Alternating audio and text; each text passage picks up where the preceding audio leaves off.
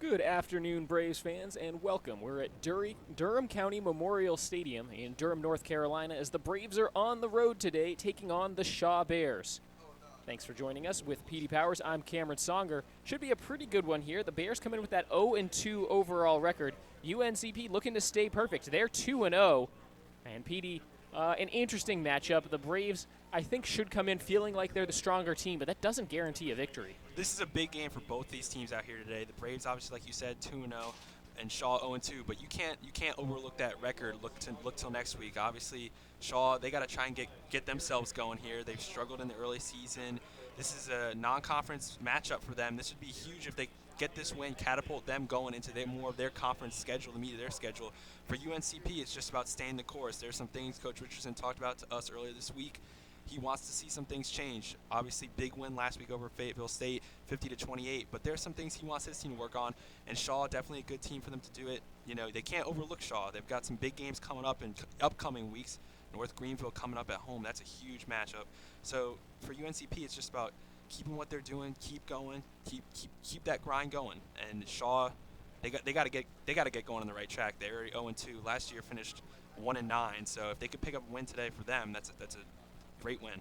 The head coach of the Shaw Bears is Adrian Jones. He's in his first season as a head coach. He's still looking for his first win as a head coach.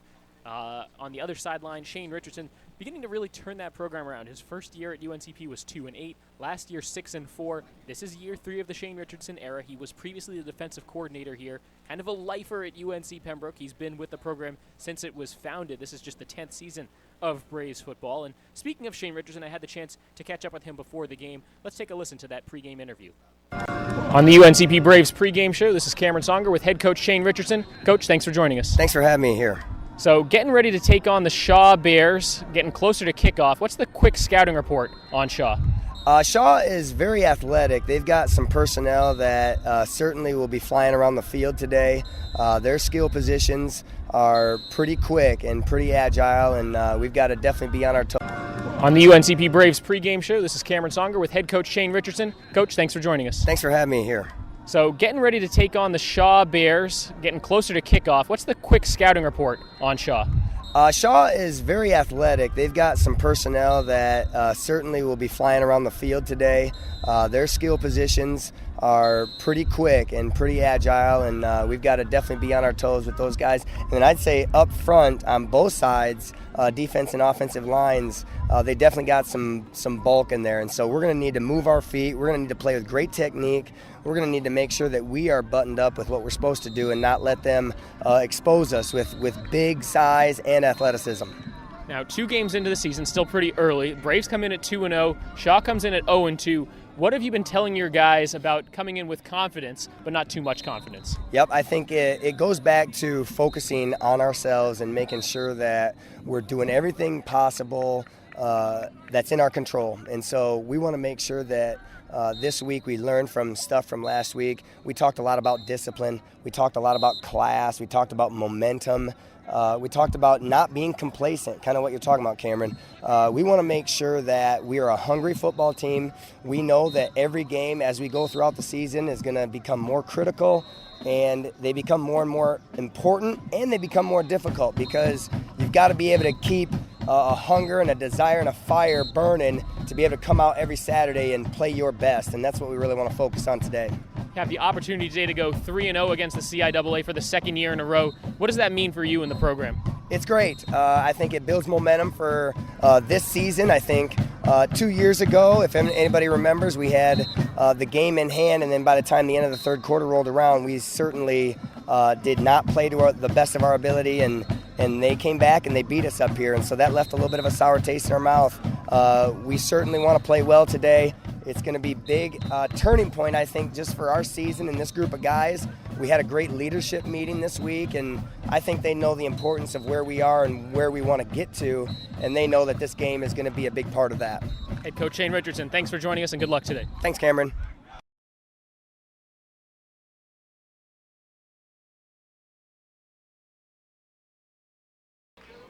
So that was Shane Richardson before the game, just a few moments ago. The Shaw Bears are taking the field right now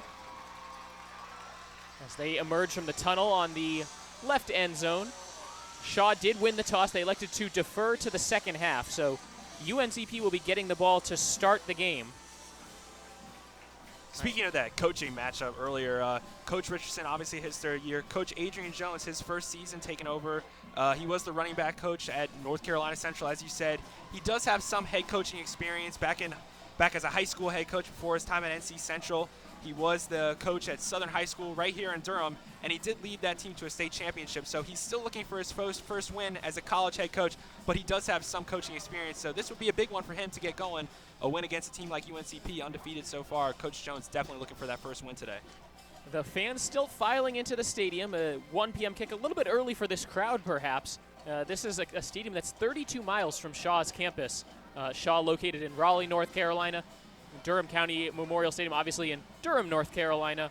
And a really good atmosphere. There was perhaps some rain in the forecast earlier this week. It was really overcast as we got to the stadium. That's all cleared away. Gorgeous sunny skies. Temperature in the mid-80s.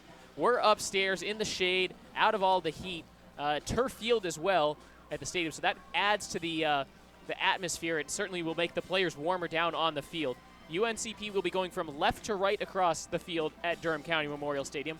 Braves wearing their black helmets, white jerseys that say UNC Pembroke across the front with black numbers, and the black pants. For Shaw, white helmets and the maroon jerseys and pants that have gold letters and numbers. They will be kicking off, and handling the kickoff duties for the Bears, it's number 11, freshman Benny Kinsemi. Back deep to return for the Braves, it's number 31, Rontonio Stanley, and number 8, Taryn Huffman. 15 minutes on the first quarter game clock. We are just about ready to go. It's a beautiful day up here in Durham. 1 o'clock kick. We're all ready to go. We'll get you the starting lineups for both teams as they take the field.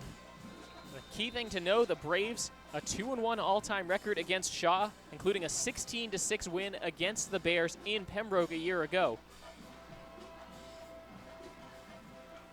And Zemi puts his hand up, and the kick is off, and we're underway. A high end-over-end kick, taking it into the end zone. No Brave will touch it. It bounces out of the back of the end zone, and the Braves will take the touchback out to the 25-yard line. First down, and the offense comes out onto the field, led by redshirt junior quarterback Patrick O'Brien. He'll be joined in the backfield by running back Rontonio Stanley. His receiving core, John Allen, Quay Threet, and the superstar B.J. Bunn, a returning All-American for UNCP. Behind the offensive line of Jaden Funderburk, Jared Johnson, Chris Hassard, DeMarcus Whitehurst, and Daniel Butler. Also see tight end Stedman Rush get some action, as well as fullback Dylan Davis. It is Davis in this formation. Pistol. They give it off right side for Stanley. Dancing forward across the 25, surges to about the 29, 30-yard line. A good first gain for the Braves to get things started. That was a nice job by Stanley, just being patient. It's going to be interesting to see how this running back committee unfolds today. We're going to see Rontonio Stanley, Miles Grant, and Cliff Jones all get some touches early. Stanley there on the first carry. Nice little pickup on first down. Defensively for the Bears, the line of Spencer Chisholm, Vincent Jones, Dwight Campbell, and Dominique Hannibal. At the linebacking core, Devon Hunt, Keelan Jones, and Andrew Cash. And in the secondary, Bruce Parker Jr., Arkel McCarter, Thurman Trapp, and Deshaun Harris. Quick throw on the rollout by O'Brien, trying to find Rush, and it's incomplete. Just led him a little bit too much. Bounces to the turf at the 30-yard line on the left hash. And it brings up a 3rd down and 5 for the black and gold. 14:20 to go in the first quarters. We're just getting started at Durham County Memorial Stadium. Opening possession, the Braves in danger of going 3 and out.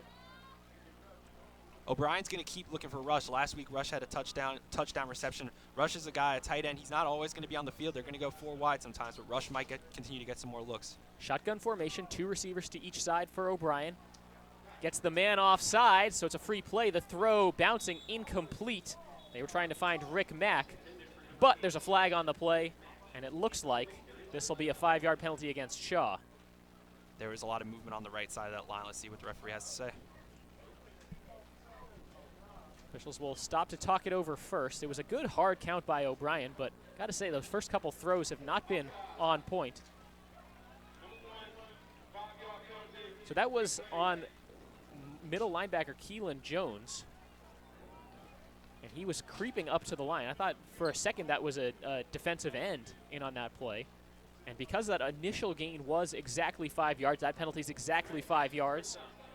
That moves the chains. First down UNCP off the penalty just by the nose of the football. So the ball moves up to the 35-yard line, and the Braves have a fresh set of downs. From the right hash, O'Brien in the pistol. He's got Stanley in the backfield with him. Gives it up the middle for Stanley, who goes off the left side, running laterally, tripped up in the backfield. He's taken down short of the line of scrimmage. Call it a loss of about 2. And on the carry, or on the tackle, Dominique Hannibal for Shaw leading the charge. That was a nice job by Hannibal and the other defenders for the Shaw Bears, containing Stanley, forcing him outside. Don't let him get north and south. He forced him east and west, and that was a nice tackle by Hannibal. So the Braves come out in an empty package now. Patrick O'Brien all alone in the backfield. 3 receivers to the right, 2 to the left. Time for O'Brien, looks over the middle, fires complete, and down is John Allen. Not a lot of room there, just a little comeback route. He picks up about 4 yards. And that brings up about 3rd and 8. But the Braves go no huddle. Off the field comes Taryn Huffman, and they'll bring Stanley back in for this 3rd and long. Perhaps a screenplay in the works for the Braves. 2 receivers to the left, 2 to the right. Plenty of time for O'Brien. Play clock showing 19 seconds. Shaw bringing some guys near the box. Now they back off it with 4 down linemen. They show some more pressure, and they blitz. O'Brien with time, fires left side, diving incomplete. Trying to hook up with Rick Mack again, can't find him. And now the Braves will try out the punting unit. Pressure came at O'Brien right up the middle. Didn't really have a lot of time. Stanley kind of whiffed a little on that block, so O'Brien had to get rid of it. And that's another throw that's a little low. He had to rush it. But now we're going to have to see this punt unit, which had some struggles last week. Nate Williams, the freshman from Kannapolis, North Carolina, will punt for the Braves. Back deep to return for the Bears. It's number 17, Bruce Parker Jr. It's a good one from Williams.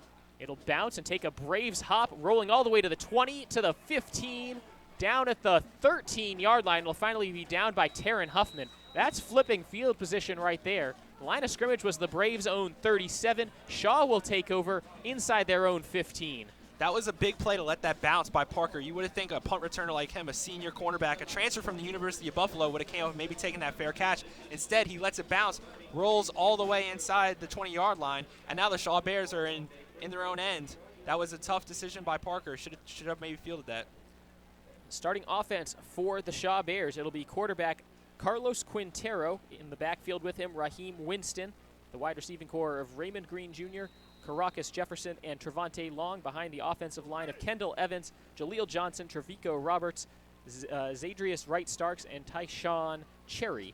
Tight end is Ashad Meeks Ewings.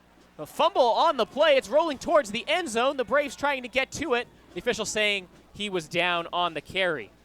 Either way, that's not how Shaw wants to start their first drive. And despite what everyone was saying, it looked like that was number 12, Darren Downing, that was actually in the backfield. Not quite sure. We originally had Timothy Abbott as today's starter, but between Quintero and Downing, we might see a little of both of those two guys today. He rolled out to his left, looked like he almost fumbled the ball there, and now Shaw pushed up even deeper in their own end.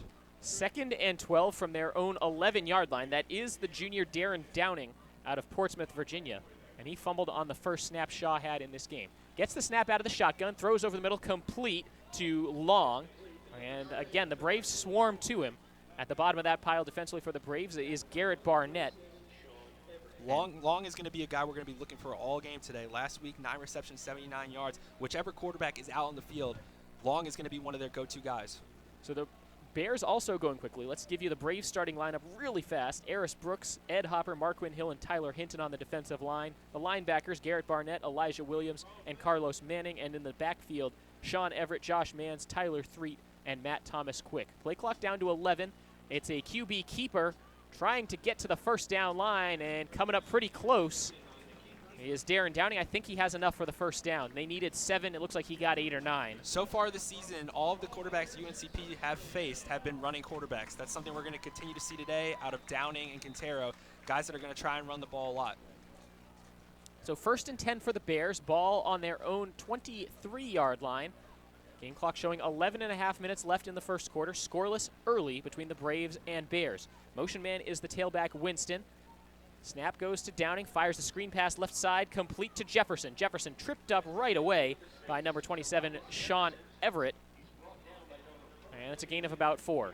Garrett Barnett was also in on that play. Last week, Barnett led the team with 9 total tackles. Barnett's the type of linebacker you're going to see flying from sideline to sideline. He covers a lot of ground, makes a lot of tackles for Code Black. Code Black, the UNCP defense, and Garrett Barnett leads the team in tackles right now with 16 total and 10 unassisted tackles. So he is really the kind of guy who just gets to the ball. Second down, about 5 yards to go. Shaw needs to get the ball to their own 34-yard line. Another option keeper, and this time there's a lot of room for Downing. He's free up the middle to the 35, 30, 25, 20. It's a foot race, and he's going to win. A QB keeper from Darren Downing goes the distance. It's a 72-yard touchdown run. Great job by Darren Downing. Part of being a read option quarterback, you have to read that defensive end. Downing read it to perfection there, took it to the house for the score, and that's a huge touchdown for Shaw, considering the last 2 weeks they've only scored 6 and 7 points. Touchdown on your first drive of the game, that's the kind of momentum you want for your offense. So Darren Downing, coming into this game, had 6 carries for 18 yards. He did a lot more than that on that carry. And with 10:38 to go in the first quarter, Shaw is up 6-0. Late man running onto the field for this extra point attempt. That's number 51, Braxton King, who will be one of the linemen here. It is Benny Kinsemi on to attempt this extra point for Shaw. High snap, it's down, the kick is on its way, and the extra point attempt is good. 10:38 to play in quarter number 1. Each team has had 1 possession. Shaw has capitalized. They're up 7-0, and we'll be right back.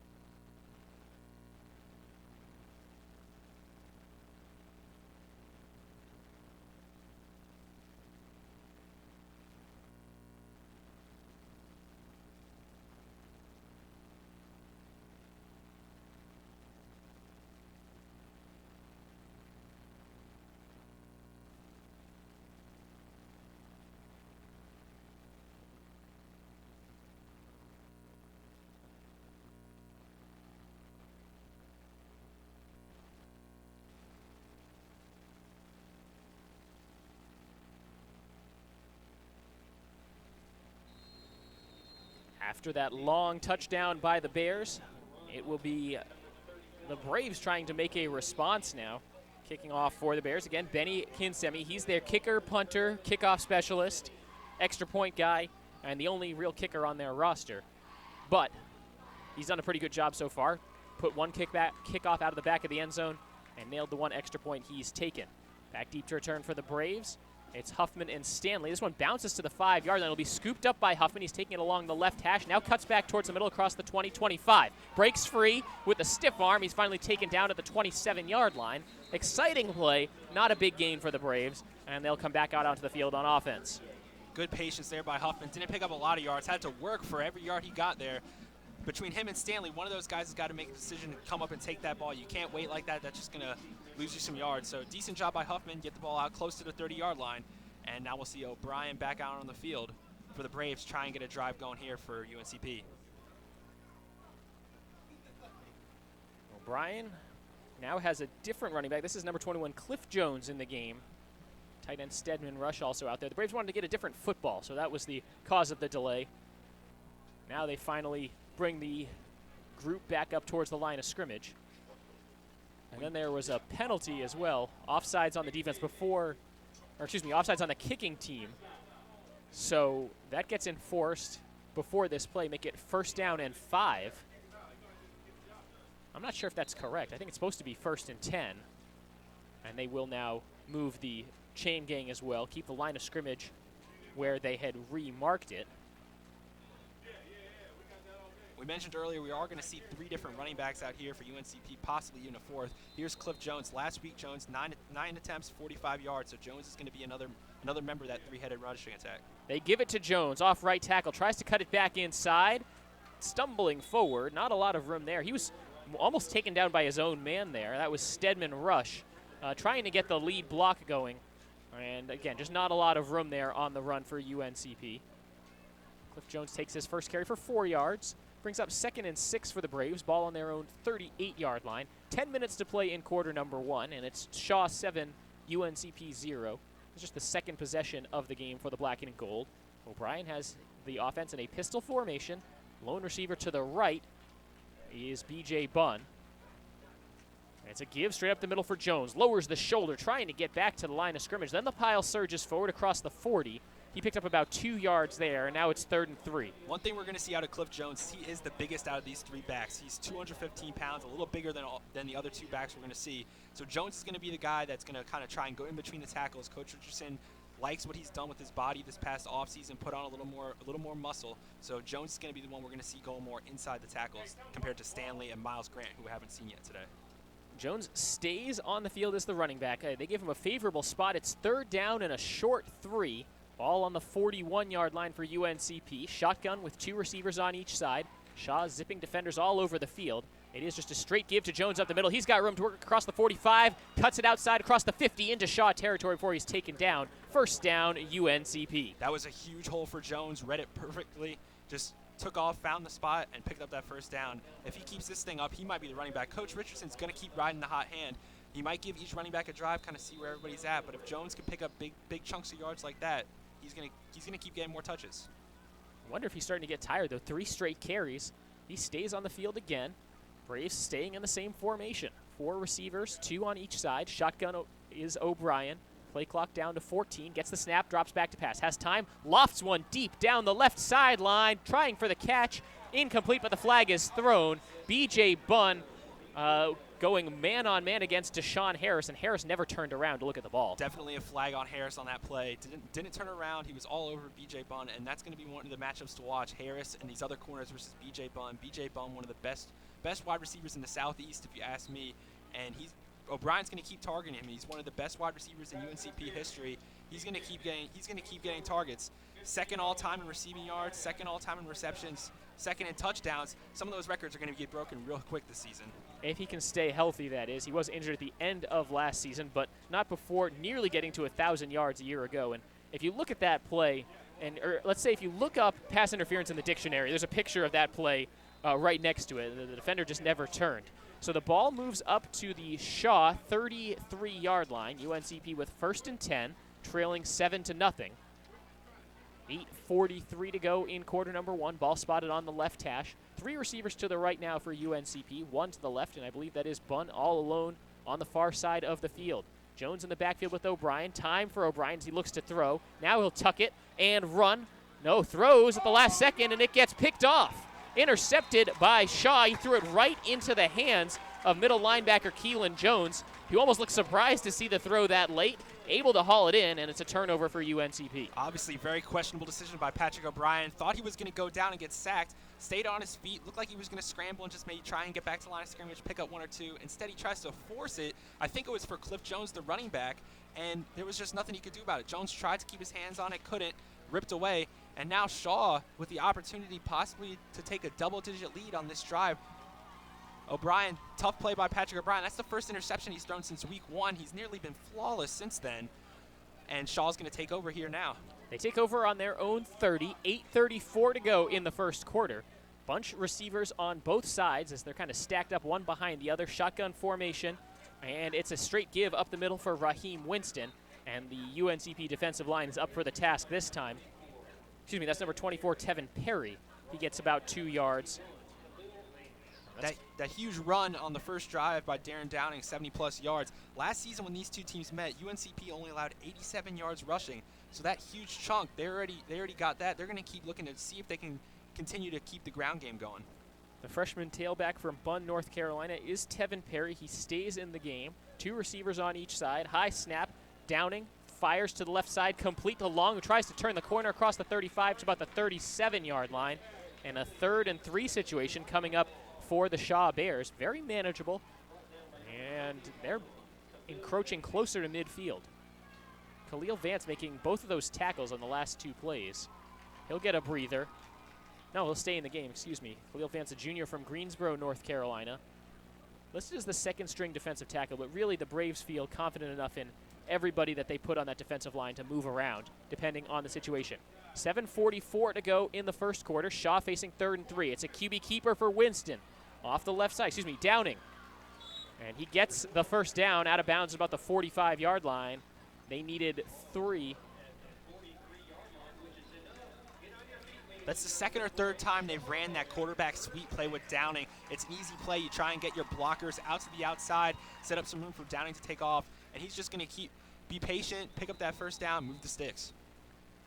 Shaw now has the ball on their own 43-yard line, 1st and 10. Ball spotted on the left hash, and they bunch up their receivers again on each side. Shotgun formation for Downing. High snap. Braves rush just 4. Pressure. Downing wrapped up, and he is sacked. Sacked down to the 35-yard line. That's number 94, Alpha Lehman, at the bottom of the pile. We're going to keep an eye on this Shaw offensive line all game. Week 1 versus Limestone in that loss, Shaw allowed 8 quarterback sacks. That was Timothy Abbott. Now we're seeing Darren Downing. Not sure if that was all on the O-line or possibly on the QB. That play, Downing just didn't have much time, and no one was getting open, so there's nothing he could do. Took that sack, and that's a big loss on first down. Those were both ends, too, as Lehman was helped by Tajai Lyles. It looked like both tackles just got burned on the play. So it sets up a 2nd down and about 17 for the Bears. Ball back to their own 35-yard line as some shadows have crept over the field, as some clouds have rolled in. Shotgun snap, time, screen over the middle, a one-handed catch over the middle. Not a lot of room, though, for Darren Jones. He's down to about the 40, and it's 3rd and long for the Bears. Jones with a little double move, went out, cut back in on the option, threw it over the middle, picked up a few yards, set up a little more manageable 3rd down, but still a long way to go for this offense that isn't really known as a passing offense, so they're going to have to go to the air or maybe pick up a few more yards, set up a better situation for their punter. Darren Jones, the freshman from Miami, that's his first career reception. Gets a couple yards, but now at their own 40, 3rd and 13 with under 6 minutes to go. Downing is in trouble. He's wrapped up, and the ball comes out at the end of the play. Tackle made by Hinton. It rolls all the way back to the 5-yard line and fallen on by one of the Shaw offensive linemen. Downing, that play looks like they were setting up a screen, just the amount of pass rush that was able to get through. And it wasn't a screen play. The D-line for Co Black busted right through there, wrapped up the QB. Not sure if it was a fumble or if he was trying to throw it. I hear some coaches over here trying to say that he was throwing it. That pushes them all the way back inside their 5. They're going to have to punt. See if maybe Co Black goes for another block punt similar to last week. Last week, Damian Whitaker was able to block a punt. They might send some numbers here and try and get this block. Well, B.J. Bunn is inside of Shaw territory. He'll be towing the 40-yard line. And all the way in the back of the end zone is Kinsemi, who will be ready to punt. Also give a shout-out to right tackle Tyshawn Cherry, the one who chased that ball 30 yards back to fall on it. Cherry might have played some tight end in high school. He was pretty quick to get to that one. Let's see if the Braves come after this punt. There's 5:15 to go in the first quarter. Shaw punting from their own end zone. A low snap. He's able to get it off. Bunn fielding at the 44. No blockers in front of him. He's going to try to make something happen. Cuts up the middle, dragged down by his jersey, and taken down at the 34-yard line. Considering the situation, that was actually a pretty good pump by Kinsemi. Get the ball out quick. You know they're going to send numbers. Bunn picked up a few yards, but now UNCP, great field position, almost in field goal range already for Matt Davis, considering if this would turn into a 3-and-out. Now Miles Grant checks into the ball game. Actually the leading rusher for the Braves coming into today.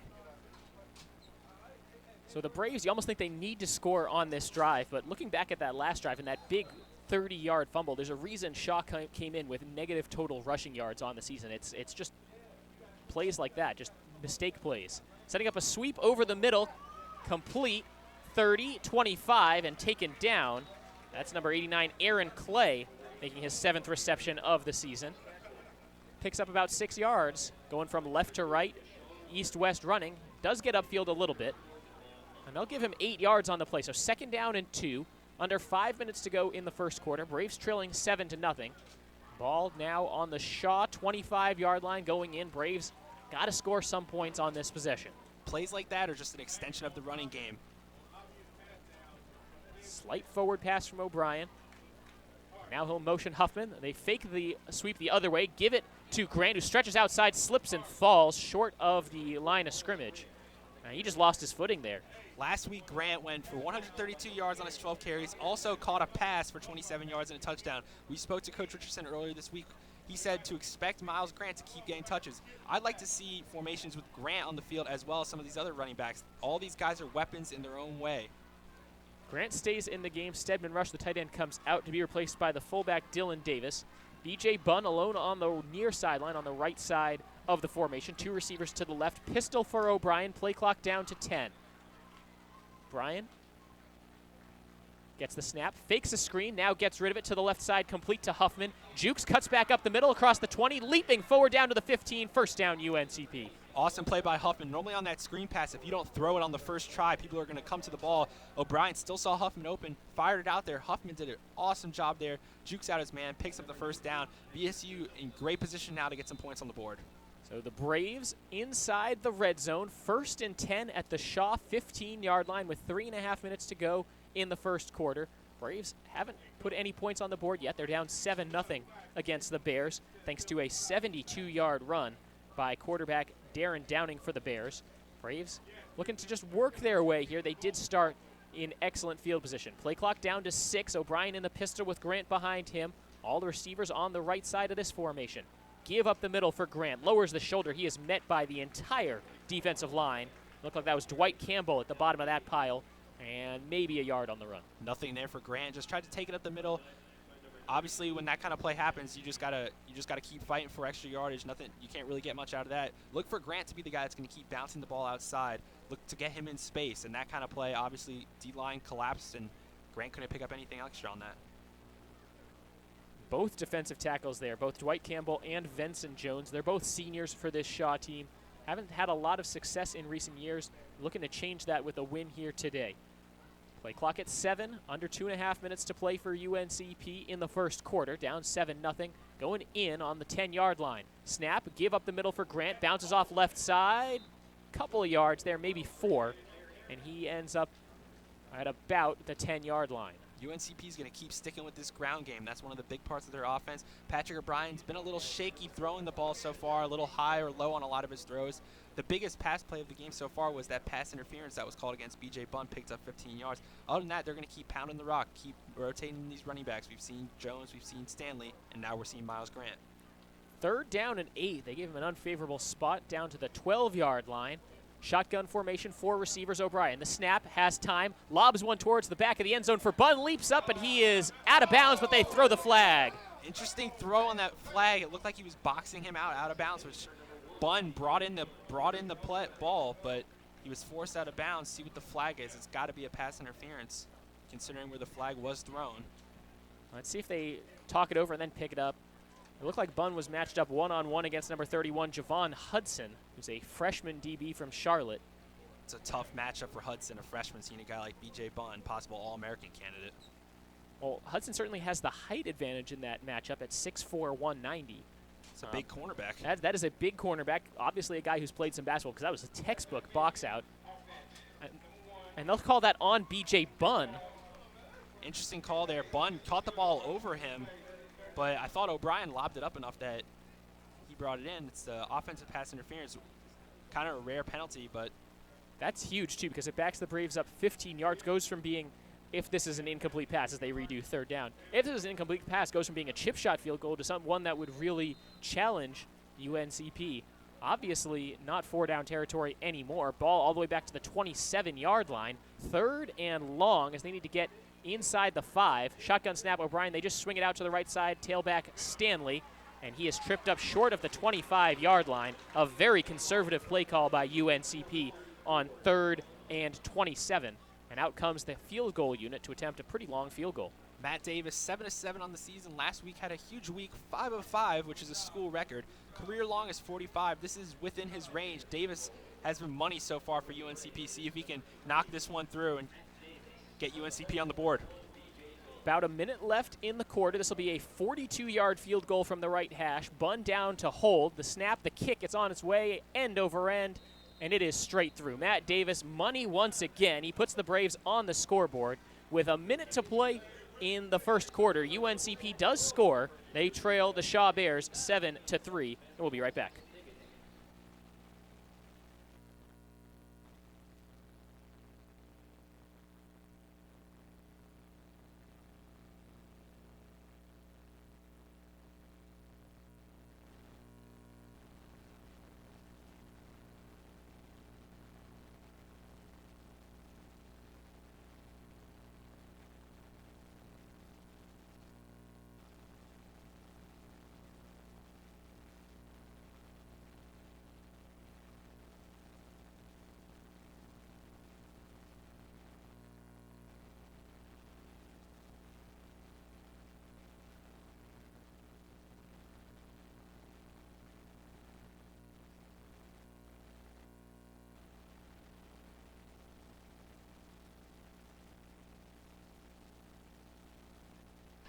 Nate Williams will kick off for UNCP. Matt Davis has been injured kind of off and on throughout this season, so they're really trying to limit the number of things he has to do for the Braves here today.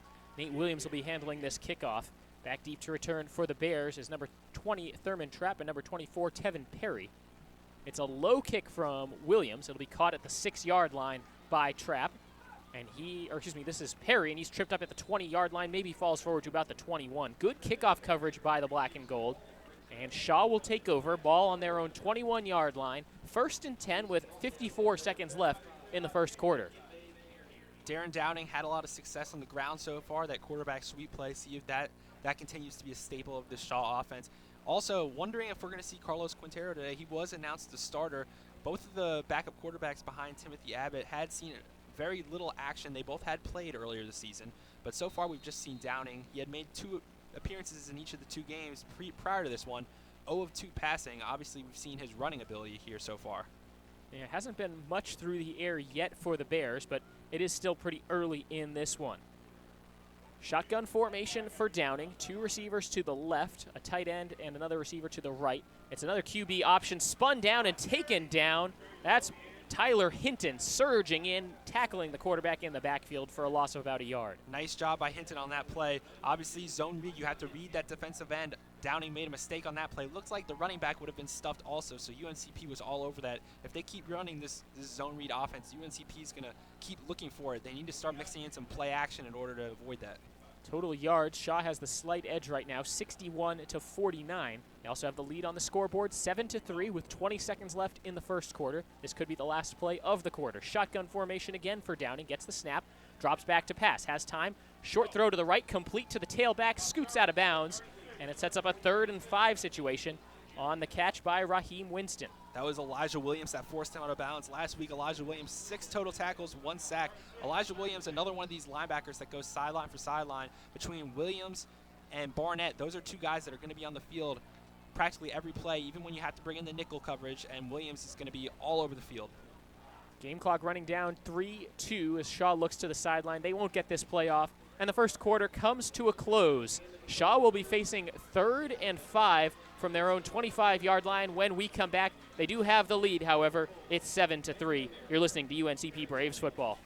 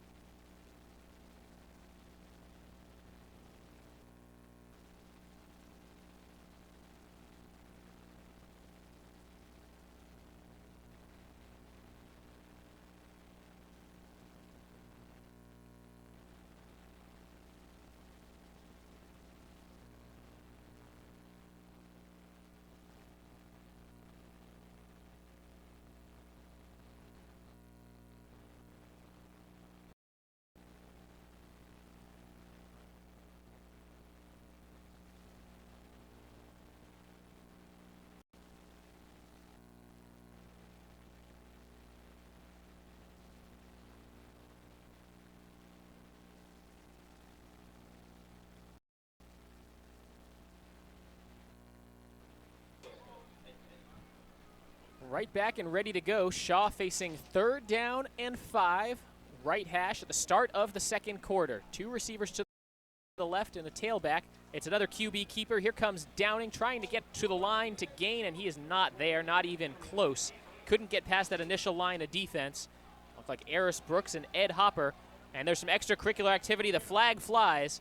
We'll have to see what this is about. Eris Brooks is clapping his hands. There were a lot of Shaw players down where their quarterback was tackled. Earlier in the first half, one of the things that we were going to be looking for is the penalties. A lot of penalties called against UNCP last week, as well as Fayetteville State. So Coach Richardson kind of want to keep a cool head against some of these teams. This game's still a close game. Last game got a little out of hand, still some flags thrown. This game's a close game, so we definitely have to keep cool heads. Looking at the penalty stats in that first quarter, UNCP had 1 penalty for 15 yards. Shaw had 3 penalties that cost him 25 yards. And it looks like they will call the unsportsmanlike conduct on Shaw. So once again, they'll be punting from very deep in their own territory. Penalty is half the distance to the goal, so they'll punt from about the line of scrimmage will be about the 12-yard line. B.J. Bunn will be back to return, and on to punt for the Bears. It's number 11, Benny Kinsemi. He's been busy. I'm really going to be keeping an eye on B.J. Bunn this game. Huge wide receiver, but last week as a punt returner, he did muff a punt, so definitely going to be keeping our eyes on him and see if he can correct that kind of problem. Low snap, it bounces to Kinsemi. Braves come after it. They can't get to it. And now Bunn will try not play this off the bounce. It's squirting around at about the 45-yard line. It will finally be downed by Shaw, but in their own territory. But a nice job by Kinsemi. That snap came to him on a bounce. He had to go low to get to it. And what you worry about, and I'd like to perhaps go back and see it if we could, was he down on a knee when he actually fielded that, in which case that would be a safety, wouldn't it? I'm really impressed with Kinsemi. He's had to punt twice out of his own end zone already. Snap on the first one was all right, and he got it off with a little pressure. Second one, snap is low, fields it, gets it off. Obviously, still great field position for UNCP, but just the ability to get it off, get it out past the 40-yard line is an accomplishment. With a low snap like that, you worry about it getting blocked or maybe even muffing it, period.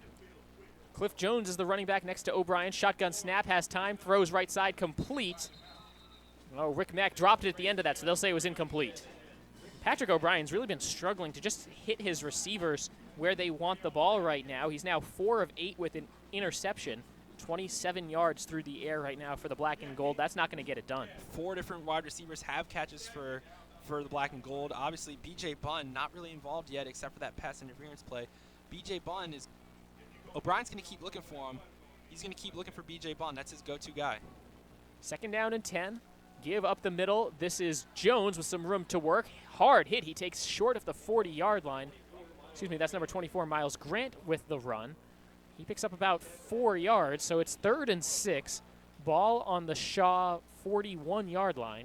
14 minutes to go before halftime. Braves trailing the Bears 7-3.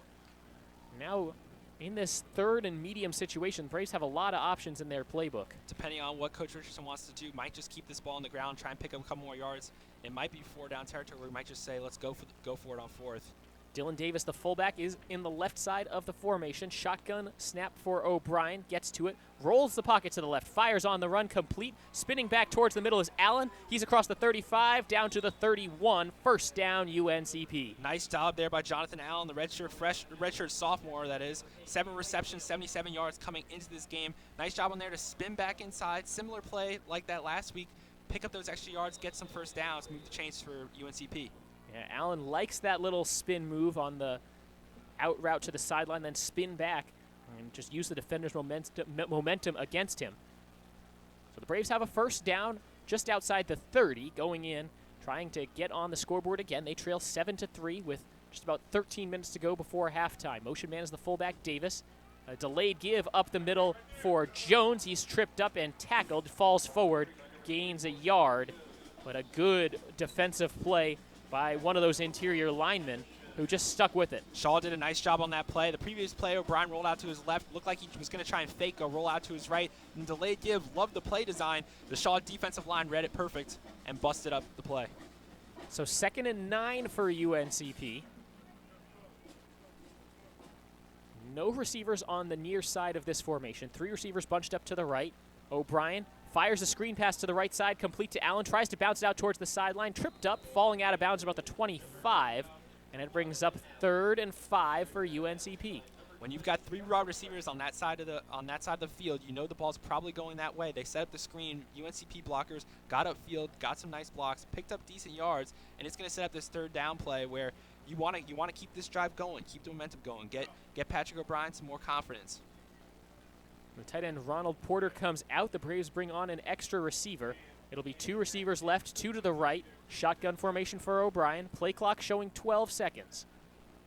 Shaw looking like they might bring some pressure. Snap, O'Brien give up the middle for Jones. No, it's a keeper by O'Brien. He's across the 20. 1st down, UNCP. He did a great job of selling that fake. Patrick O'Brien is not the most mobile quarterback. We know that. We know he's probably going to be given the ball up the middle. On that zone read, he read the defensive end perfectly, just kept it. If you make that read correctly, it's 5 yards every time if you're the quarterback. If the DN collapses down, you have 5 yards. You can take them. It doesn't matter how athletic. I could probably pick up at least 3 yards on that. Patrick O'Brien, a college athlete, he can get that 5 and pick up the first down. The thing you worry about is the slide, obviously. O'Brien lowering the shoulder. He is a big enough guy at 6'4", 225, and he has a first down inside the red zone. Under 12 minutes to play, the shotgun snap. This is a give up the middle for Jones. Breaks a couple of tackles, and he's down short of the 10-yard line, but a solid surge. Give him 6 yards on that run. And second down coming up for the black and gold offense. Cliff Jones is the bigger back, 5'10", 215. He's gonna go up the middle. He's gonna try and pick up those yards, those hard yards. You just gotta have them. And Jones did a nice job on that one, getting through that small hole and picking up those extra yards. 11:24 to go in the first half. The Braves trail Shaw 7-3, but knocking on the door. Fullback Davis is on the left of the formation. The snap, give up the middle again for Jones. Lowers the shoulder, getting those tough yards as he keeps the legs churning across the 10-yard line, but not much more. Give him 3 yards, and this sets up a 3rd and inches. UNCP at this point, the way this drive is going, as long as they don't take a sack, I could see Coach Richardson maybe trying to go for it on 4th down. Obviously, you have all the confidence in Matt Davis. Hasn't missed a kick all season. But this drive, you're continuing to move the sticks. This is the kind of drive you want. Let Shaw know that your offense it's starting to warm up a little bit. So the wide receiver, John Allen, comes out. They bring on the tight end, Stedman. Rush. Braves looking to go big. Under center is O'Brien. They pitch off right side for Jones, trying to cut up field. Lost his balance. Did he get enough for the first down? It was pretty close. Looked like Jones got it. That's a rare formation for this team. Normally you don't see them under center. And the pitch out to Jones just got that quick yardage, try and pick up that first down. That pitch play is the kind of play that if it gets blown up can lose you 4 or 5 yards. But Jones, even though he slipped, looked like he might have moved the chains. It's going to be close. And they are going to move the sticks. They move the sticks. Devon Hunt, the strong side linebacker, gets credit for the tackle as he just kind of was the closest one to perhaps force Jones to slip. So 1st and goal for UNCP. 10 minutes to play in the second quarter. Braves trailing the Bears 7-3. There's an opportunity for the Braves to take the lead for the first time in this one. Whenever UNCP has the ball in the red zone, you always have to look for B.J. Bunn. 6 foot tall, but he can get up. You can throw him jump balls. B.J. Bunn is going to be a guy that O'Brien's going to look to. Dylan Davis went to the sideline for a moment. Guess wanted some clarification on the play call. The play clock was reset now to 25 seconds. Shaw has their unit out on the field they want. Braves now have their personnel as well. Jones in the backfield, pistol formation for O'Brien. B.J. Bunn all alone on the far side as the wide receiver, with 2 receivers to the left in this formation. Play clock at 12. O'Brien waiting. Hard snap. Gets it. Gives it up the middle. Jones surges into the end zone. Touchdown, UNCP. Cliff Jones, that's his 2nd touchdown of the season. He scored 1 earlier this year against Winston-Salem. That was a great job clearing that hole. It wasn't a huge hole at first, but once Jones got through that offensive line, busted into the end zone for 6. That's a big play for Cliff Jones. Seen a lot of touches so far earlier today. Last week it was Miles Grant. This week maybe it's Cliff Jones. There was the hard snap. I thought Shaw might have jumped early. Instead, they were sort of relaxed, and then the snap came. It allowed Johnson, Hassard, and Whitehurst in the middle of the line to just get a great push. And the extra point from Matt Davis is good. It was nearly blocked. A good effort off the edge from Thurman Trapp, but he can't get to it. And with 9:41 to go in the first half, the Braves have taken the lead. It's 10-7. You're listening to UNCP Braves football. We'll be right back.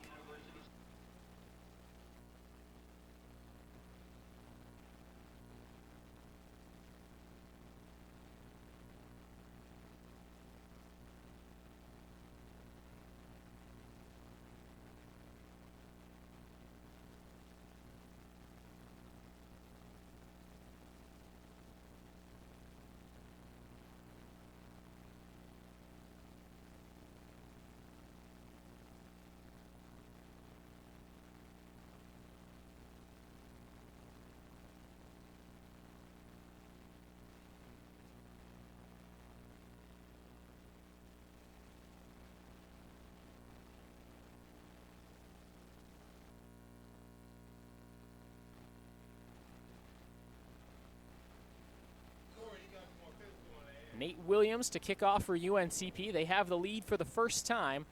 It's 10-7 over the Shaw Bears. With PD Powers, I'm Cameron Songer. Thank you for joining us. Gorgeous afternoon at Durham County Memorial Stadium. UNCP on the road. And this is a low kickoff from Williams. He'll be fielded right at the goal line and taken out. Across the 20, and a big hit. Oh, he keeps going across the 30. A flag flies from the far side. The crowd fired up. It looked like Bikembe Kearney tried to stand him up, and that just wasn't happening. The Shaw fans are starting to wake up a little bit. They can tell their team struggled early in the season. It's 10-7 right now. This is the closest they've been in a game in a while. So their fans are ready to go. This team has a little momentum. That was a nice play by the return man. Bounced off that tackle. That was a hard hit. He bounced right off of it, picked up a few more yards. That was Bruce Parker Jr., who is a DB and carried the ball like a running back there. But the penalty appears to be on Shaw, a hold during the return, and that negates all the fun and excitement from that return. And they'll take him back to about the 10, or take him back 10 yards to about the. So 1st and 10 for the Bears, starting on their own 15. Ball spotted on the right hash. Back out on offense is Darren Downing, who orchestrated one scoring drive thanks to his own 72-yard run. Shotgun formation. High snap, looking left, fires the screen, complete to Jefferson. Jefferson backed up, and he is taken down in the backfield. Code Black swarmed the ball out there. It was a pass just out to that flat. And if you can get everybody swarming to the ball, that's going to be a tough pick up yards on that. And nice job by Code Black just getting to the ball. Garrett Barnett, Elijah Williams, the linebacker, sniffed that out, and the initial contact made by Bikembe Kearney sets up 2nd down and 11 for the Bears. 9 minutes to go before halftime. Let's see if the Braves defense can start to make some stops now. 2 receivers left, 1 to the right.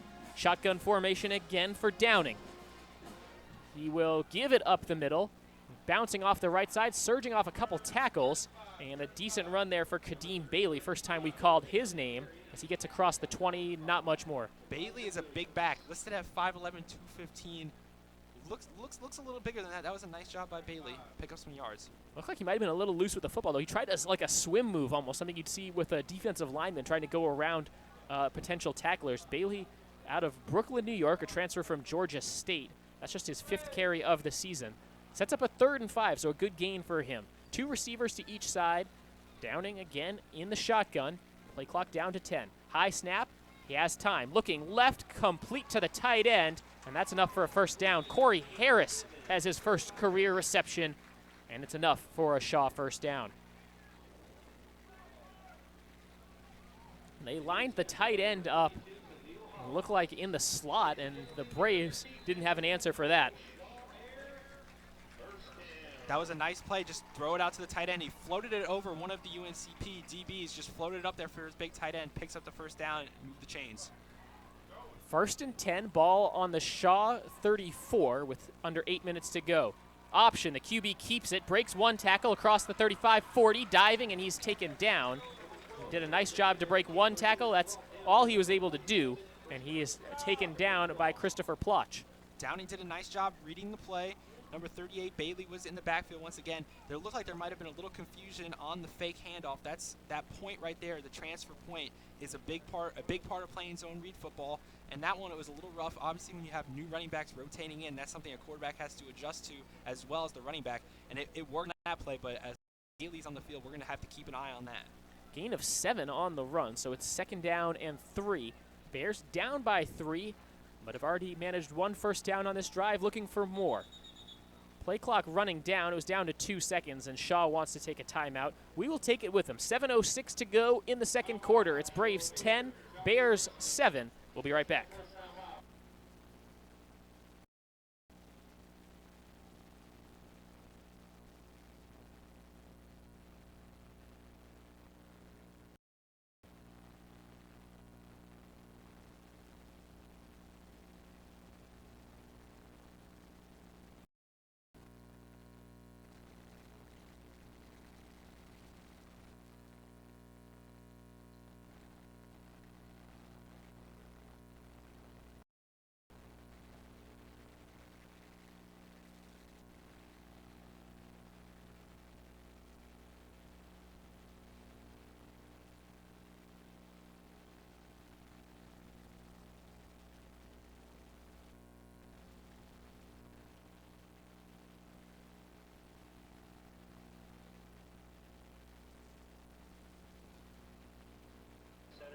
.706 to go in the 2nd quarter. Braves up 10-7 over the Shaw Bears.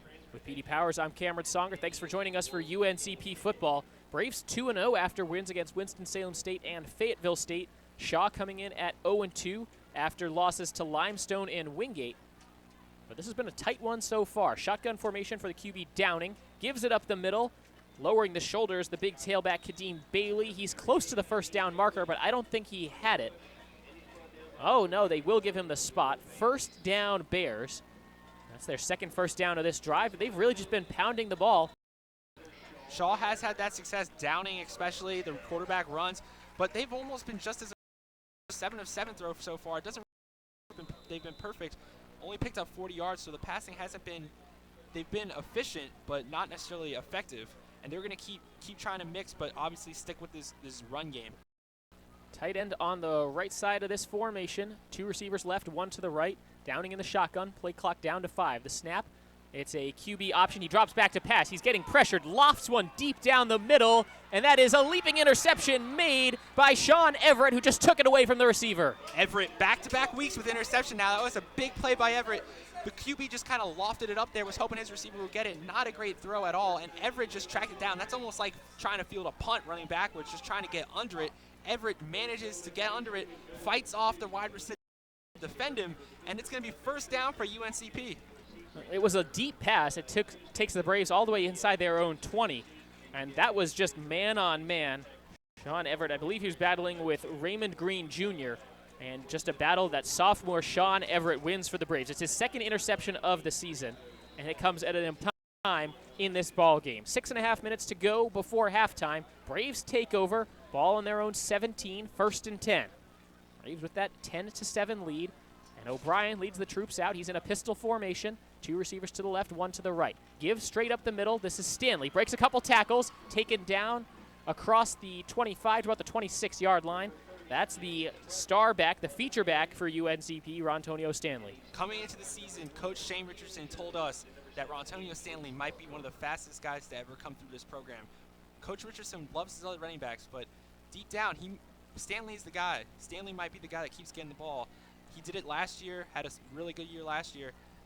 And between these three running backs, Stanley, obviously the elder statesman, the redshirt senior, he's going to keep getting touches. Three receivers bunched up on the right, shotgun formation. Another give to Stanley off left tackle this time across the 30. That's enough for a first down. They needed 2. He got about 5. The last 2 games, UNCP has gotten off to slow starts offensively. They've let the team stay in the game.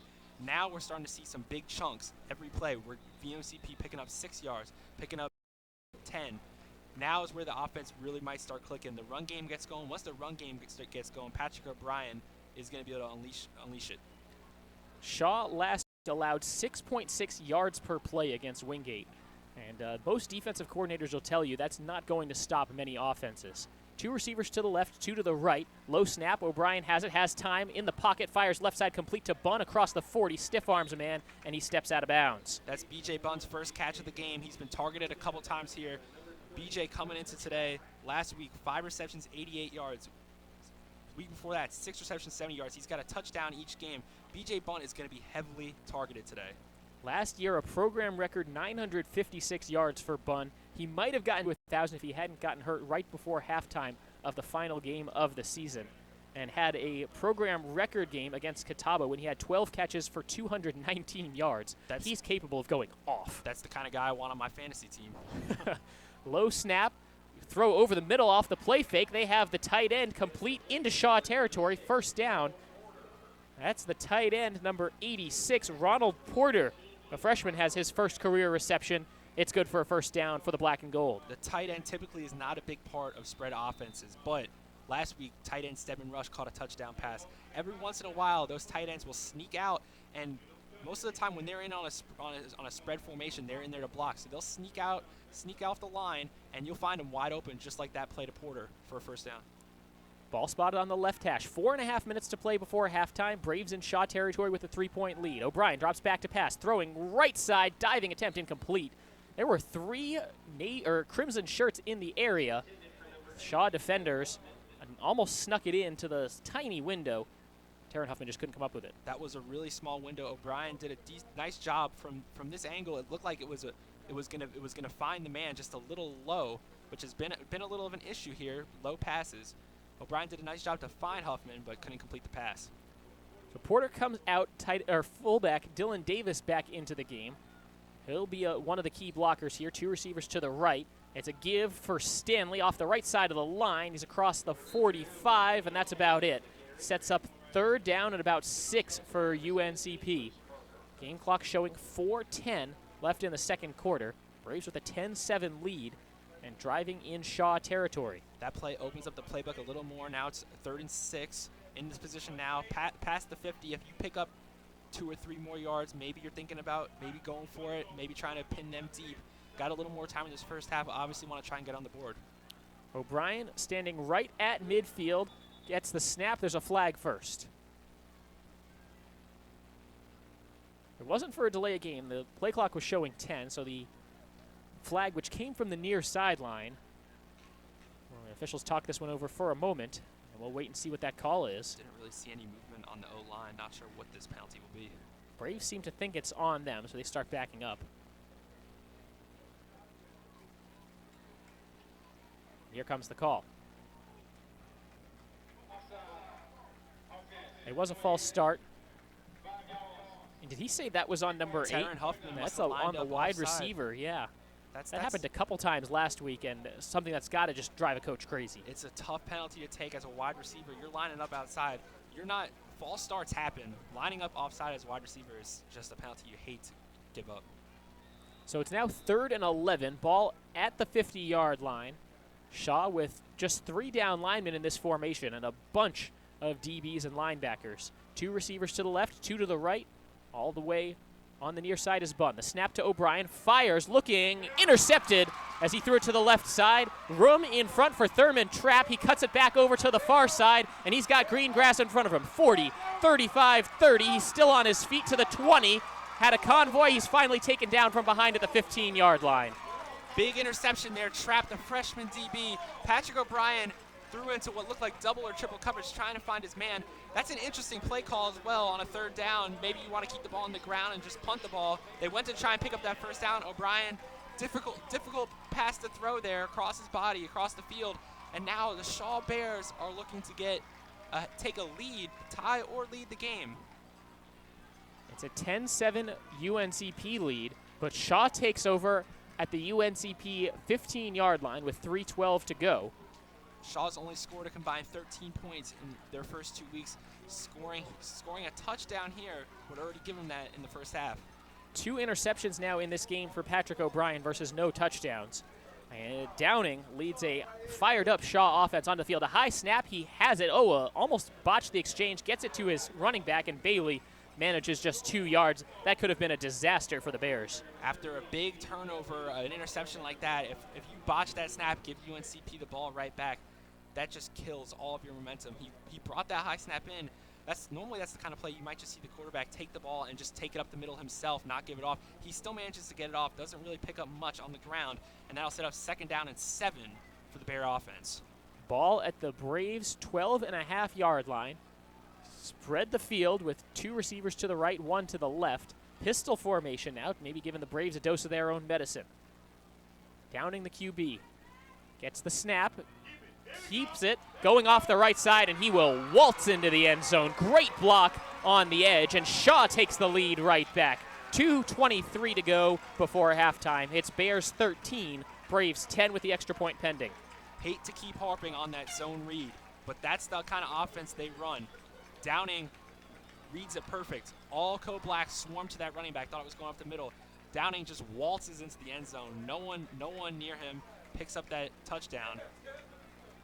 Hey, I'll tell you what, it's tough to read what's happening down on the field during the read options. Also tough to see it from even up here as a broadcaster. I'm tempted to say it's a give before it really is. He, again, sold the fake really well. We talked about how well O'Brien sold the fake a couple plays ago.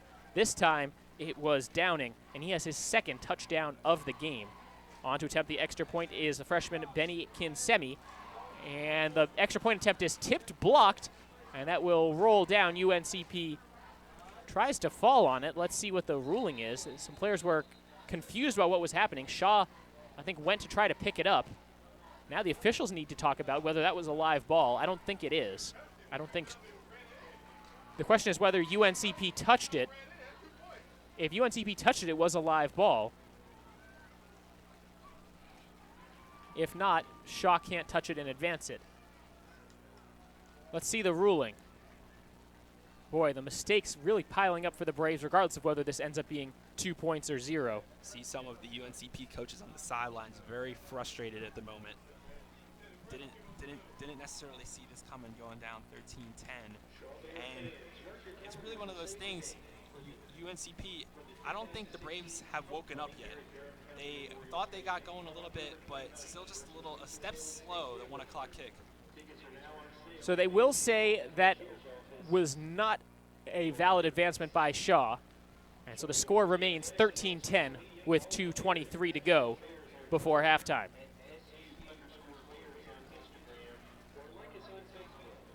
Benny Kinsemi had a fairly good afternoon so far, nailed his first extra point, gotten those punts off. The freshman kicker, that one's blocked. He hasn't attempted a field goal yet this season, so we're not quite sure how he is on actual field goals. But as a kicker, confidence is everything. Matt Davis has been perfect so far. I'm sure he's riding high. Kinsemi, after a blocked extra point and what will be his first college field goal if he does attempt one later in the game, going to have to keep our eye on that. That blocked extra point could end up looming large. The difference between a 4-point game and a 3-point game is huge. Especially with Matt Davis on the black and gold side. Matt Davis, perfect. One of the best kickers in Division II. And that field goal kicking team has been money for UNCP. Davis is 8 of 8 kicking field goals and 8 of 8 kicking extra points this season. Last season he was 9 of 11 on field goals and 30 of 31 on extra points. High kick, it'll be fielded by Stanley at his own 1-yard line, and he's coming out looking for a seam up the middle. Now bounces out towards the far sideline, wrapped up and taken down at about the 16-yard line. A good tackle there on special teams by number 47, Arkell McCarter. No room really there for Stanley. Tried to let his blockers get upfield, set up some blocks, just couldn't find any room. And that's going to put the ball on about the 16-yard line. That's tough for UNCP. 2:14 left in this game. See what Coach Richardson wants to do. If he wants to try and push the pace a little, try and get on the board before half. Well, you got to imagine that's what the Braves are thinking about. Remember, Shaw will get the ball to start the second half, and so the Braves have an opportunity to practice that 2-minute drill, and in a game that they're trailing by 3, they need those points. Snap to O'Brien in the shotgun, fires right side complete. Not a lot of room there for Rick Mack as he came back to the ball. Gave him about 3 or 4 yards on the game. Good play by Mack. He had to hold off his defender. It was a quick route, quick little comeback route. O'Brien found and picked up a few yards. Still got some work to do here on second down. Second down and about 7 to go, so not a good spot. Low snap, O'Brien has time, steps up in the pocket, fires right side complete, enough for a first down. That's Mack again, spins one defender off him, falls out of bounds at about the 32-yard line. First down, UNC Pembroke. We've seen plenty of Mack, we've seen plenty of Allen. BJ only with that one catch. Shaw definitely focusing to hold down BJ, but Patrick O'Brien is willing to sit back in the pocket and pick apart the other defenders, finding Allen and Mack on several catches so far. That was just a 4-man rush, and the offensive line held very nicely for UNCP. They held well. They didn't commit a holding penalty. Very true. No holding penalty on the play. That's all you can ask for. Whistle here with 1:36 to go before halftime, and I'm not sure if... Might be a clock issue. Sure. It looks like a football issue. They wanted a new football for UNCP to operate with. Ball on the Braves' own 32-yard line, and 96 seconds left before halftime. Braves trailing by 3. Now another whistle. They'll let the clock run for a couple seconds. Now they stop it at 1:34. Now the officials want to talk it over. Part of being a D2 referee is the communication is key, and you don't have as many refs out in the field as maybe D1 or college games. So these refs have to communicate, and as always, as a fan of D2 football, it can be tough sometimes, but they got to get it right. So it's going to take a little time. And without having the ability to go to replay to review things, you get it right on the first time. You just have to. So they reset the game clock to 1:40. It will run on the official signal. First and 10 for UNCP on their own 32-yard line, trailing 13-10. O'Brien has time, drops back to pass, fires right side, complete to Mack. He's pushed out of bounds, short of the 40, gain of about 5. Rick Mack just on the out route. O'Brien finds him, gets out of bounds. And those out routes for Mack and Allen have been UNCP's biggest. It's been their biggest gain through the air so far. It's been those out routes, those tiny slot receivers that can pick up extra yards after the catch. Now we'll get another stoppage. And the clock was running again. So we certainly have the the home cooking here for the Shaw clock keeper. Having a little trouble there with that start and stop button, I see. Well, just maybe trying to keep the Braves from getting that one extra second at the end of this drive. Every second counts. This is a big drive for Shaw to try and keep UNCP from scoring. Because like you said, they're getting the ball at halftime. If they can make a stop, that's huge. Shotgun snap for O'Brien. 5-man rush, steps up in the pocket, lost the ball, throws it right to one of the defensive linemen. Running the other way, it's Dwight Campbell, and he is taken down from behind. Jaden Funderburk tracked him down, but it's the third interception of the day for Patrick O'Brien. And the Bears come out in the red zone. First down, Shaw. The pocket just collapsed around O'Brien. Looked like he was just going to take a sack. Gets the ball out. Not sure it's going to be ruled as a pass as far as we know. It could have even been like it pretty much had the same effect as a fumble. Goes right to the big defensive lineman. He just rumbles forward. Now Shaw in position to get more points on the board before halftime. Are you kidding me? This is starting to look a lot like the game UNCP played at Fayetteville State last year with 5 turnovers, and now the Bears crowd coming to life for the first time. And why not when you see senior Dwight Campbell, 6 foot, 275, running with the ball the other way. He's a defensive tackle, doesn't get to touch the ball very much.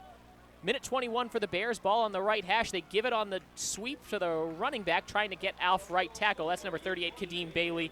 The Braves had him well contained. He gets about 3 or 4 yards. Shaw's got to be aggressive here, try and get that touchdown, but partially because you don't know kicking-wise if you're confident in your kicker, but also if you can get 7 points on the board, have a 10-point lead going into half, and you get the ball at halftime, that's a big swing. That's a lot of points to come back for as far as UNC offense would have to go.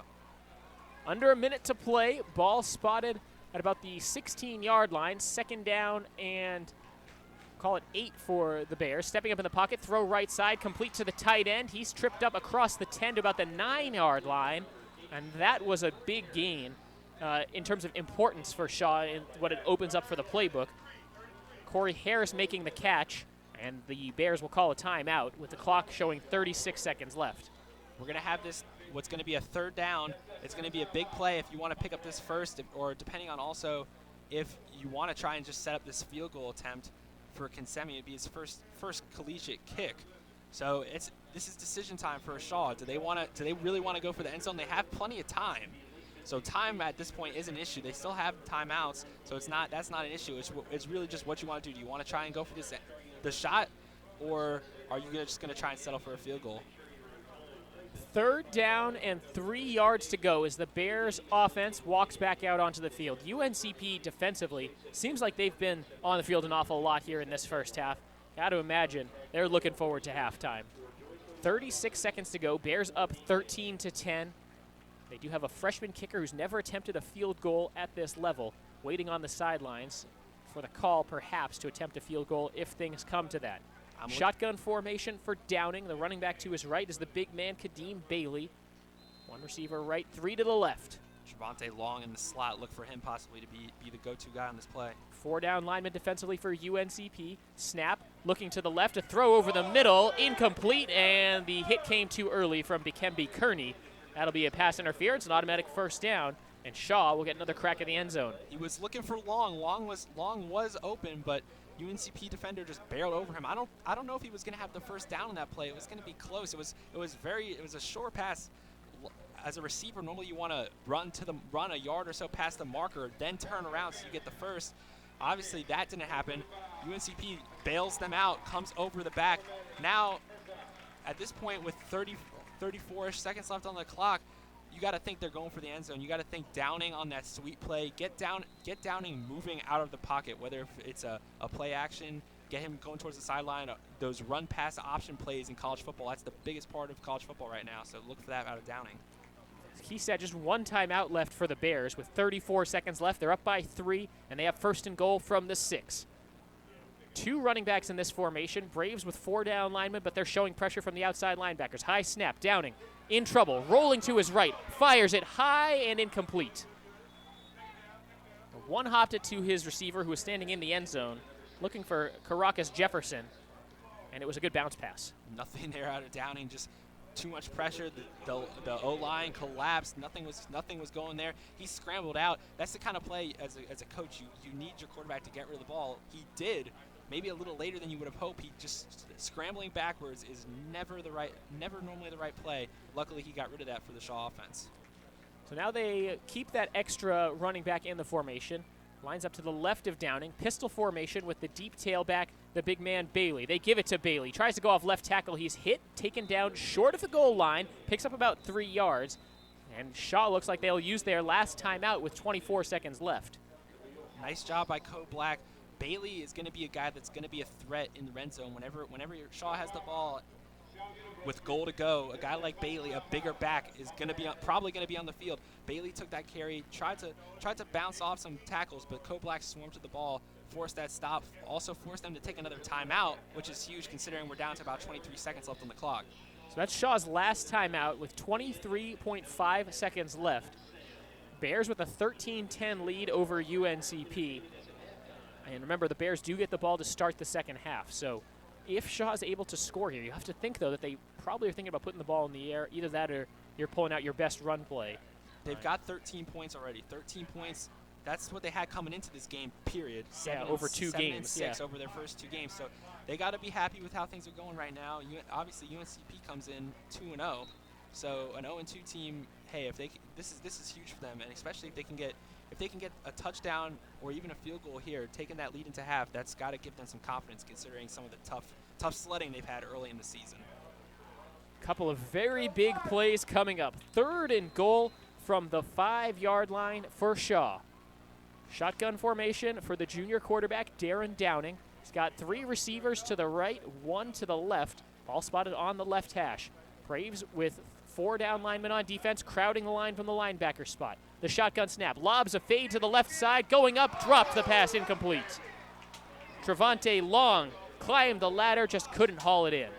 And that brings up 4th down, and looks like the special teams unit trots onto the field. Sean Everett was in on the coverage on that play. There was a lot of contact. Long went up, tried to bring it in with one hand, thought he had a shot at it, couldn't bring it in, and now we're going to see our kicker, Kinsemi, out for his first collegiate kick.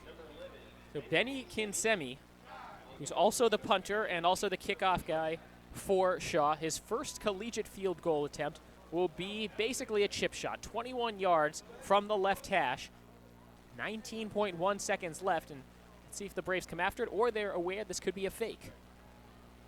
The snap, it's a high snap, they get it down, the kick on its way, it's up, and it is no good. Tough to see from our angle. It looked like it might have been good. The snap, the holder did a good job of bringing that ball down. It was a high snap, but just that little timing can throw it off. And considering it's his first kick, that's tough for a kicker.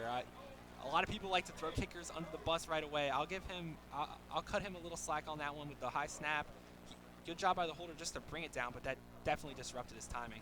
We've had a couple tough snaps from the long snapper Dominique Hannibal, who's also a starting defensive end for Shaw's team. They have some very versatile players, but they've had some trouble with those snaps, and the Braves just dodged a major bullet. Down by 3, they threw an interception, and now the quarterback Neal, as Patrick O'Brien, will just get the Braves to halftime.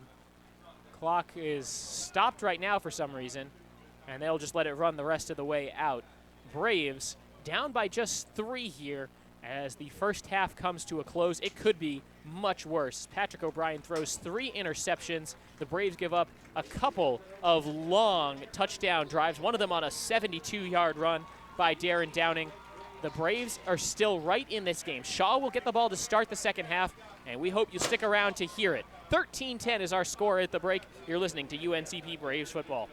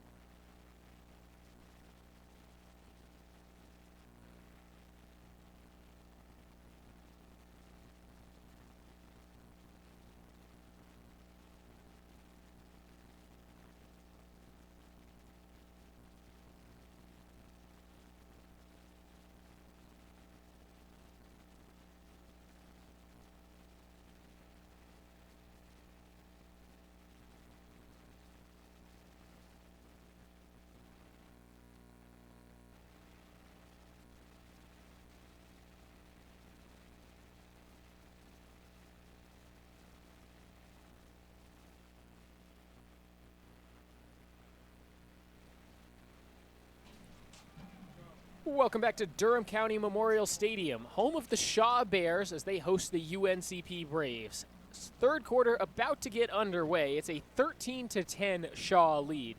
With PD Powers, I'm Cameron Songer, and PD, this is not what we were expecting out of this one. No, it's been a little different of a game considering the expectations coming in. UNCP's struggled here a little bit. The offense, Patrick O'Brien threw one interception week one, first quarter. Hadn't thrown any interceptions since then.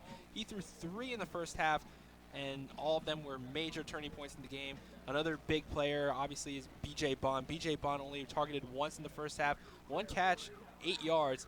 B.J. Bunn had more than that on the first drive of the Fayetteville State game last week for the Brave offense. So, obviously, we're going to look for Bunn and O'Brien, that connection. That was the dynamic duo all of last season on offense. We're going to maybe see that here in the second half. As far as for Shaw, Darren Downing, the surprise starter, has been very impressive on the ground. Gained 104 yards. He did lose a lot on that fumble, so he's down to 57 total yards, but did run for 2 touchdowns in the first half and has been surprisingly efficient in the passing game, 8 of 11 with the 1 interception and 44 yards passing. Nate Williams will kick off for UNCP. Braves wearing black helmets, white jerseys, black pants. Shaw with the white lids and then the crimson tops and bottoms. Braves will be going from left to right across the field at Durham County Memorial Stadium. 15 minutes on the third quarter game clock, and we're back underway. A low kick, and it goes straight out of bounds at about the 20-yard line. That draws a flag, and that's not how the Braves wanted to start the third quarter after a first half that was filled with plenty of mistakes as well. Matt Davis, obviously the go-to guy, is the place kicker for the Braves. Nate Williams handling the punting duties, also trying to keep Matt Davis off kickoff duties just because Matt had been struggling with some minor injuries early on this season. Not necessarily injuries, just, hampered a little bit here and there with some minor little hiccups. And so Nate Williams has been doing the kickoff duties and obviously kicking the ball out of bounds. That's not something you want out of your kickoff guy. Give them better field position than usual to start the second half. Nate Williams has shown that he's capable of the great punts. He had just 1 punt in the first half that was a 51-yarder, but for the season his average was about 32 yards. And now Shaw will take over on their own 35-yard line, 1st and 10, as the Bears have that 3-point lead to start the third quarter. Shotgun formation for Downing. Motion man. They fumble it as they try to get the exchange to the guy coming across the line. He falls back on it. It's a loss of 11. But the Shaw coaching staff to our left saying that should be a forward pass, and I have to say I agree with them. That's the same motion that the Braves use, and it should be an incomplete pass. That's part of the reason why that play is so big in college football right now, the little quick shuffle pass.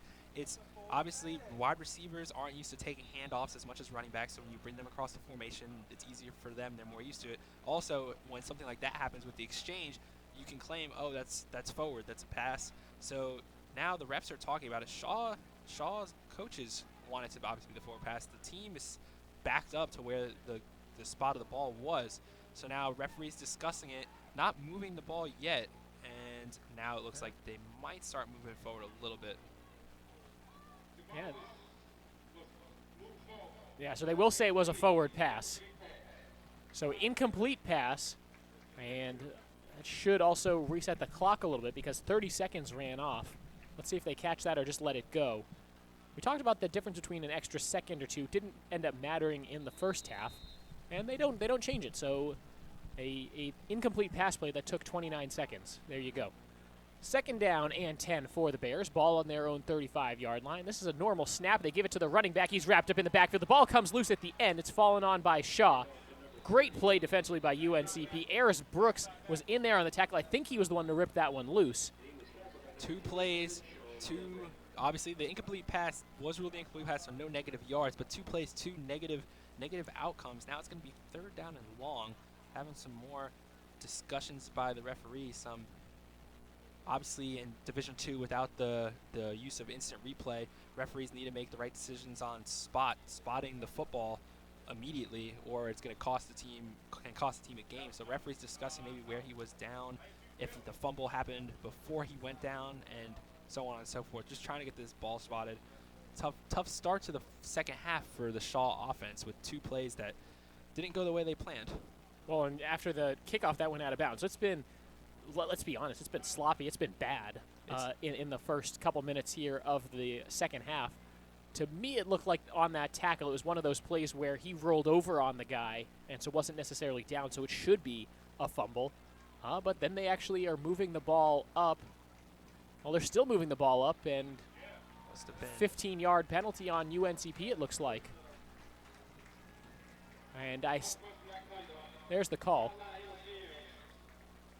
It's a sideline interference on UNCP, so the 15-yard penalty from the spot of the recovered fumble means it's an automatic first down for Shaw.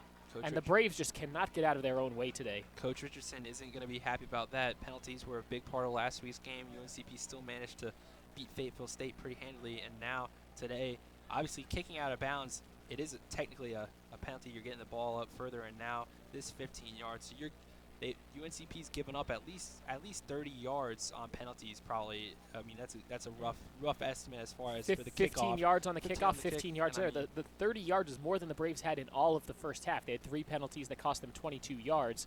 This would be 2 penalties for 30 yards, and we haven't even played a minute in the third quarter. Clock is stopped with 14:18 left in the third quarter. It is a 13-10 Shaw lead over UNCP. Now, there's just more discussion right now. This time the officials talking to UNCP head man Shane Richardson. Tell you what, if the rest of the game was going at the same pace as this first minute of the third quarter, we will be here until sunset. It was a pretty quick first half. There were a few penalties, but I mean, obviously both teams kept it on the ground. Now we're sitting here just a minute or so in, and it's taking a little time here with the penalties, but the referees have got the Shaw Bears lined up, ready to go. So Shaw takes over, ready to go now. Ball on their own 48, so it's not into Braves territory after the spot of the fumble. QB option keeper. He lost the ball as he went down. It's loose on the turf. UNCP pointing like they have it. Wait for the signal. It's just short of the 50-yard line. It's a scrum near the line of scrimmage.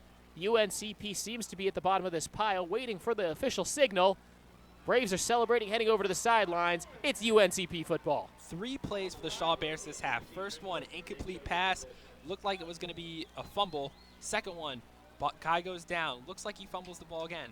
This play, Darren Downing keeps it on the option. Elijah Williams and another linebacker meet him. Ball comes out. Now UNCP has the ball going the other way. The fact that the Braves are still in this game is slightly remarkable.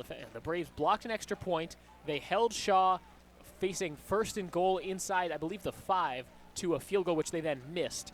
The Braves could easily be down by a 21-10 margin or worse. Right now it's 13-10. The Braves have the ball starting in Shaw territory, 1st and 10, with under 14 minutes to play now in the third quarter. O'Brien off the play fake, has time, throws a deep ball, looking left sideline, has a man caught by Bunn, going down the sideline, and he's in. Touchdown, Braves. B.J. Bunn goes for 48 yards and a touchdown. 1 reception in the first half for 8 yards, only 1 target. B.J. Bunn is one of the best wide receivers in UNCP Braves history. First target in the second half goes for a score. That's what you expect out of a guy like B.J. Bunn. Patrick O'Brien that was a great throw, led Bunn. Bunn beat his man, and then got into the end zone for the score. There goes that man again. B.J. Bunn just beat his man with a great move off the line, streaking up the far sideline, caught the pass, barely had to break stride. That's what they've been practicing all summer and the year before that. Matt Davis hits the extra point. It's up and good. And just like that, 17-13 UNCP leads. 13:49 to go in the third quarter. We'll be back right after this.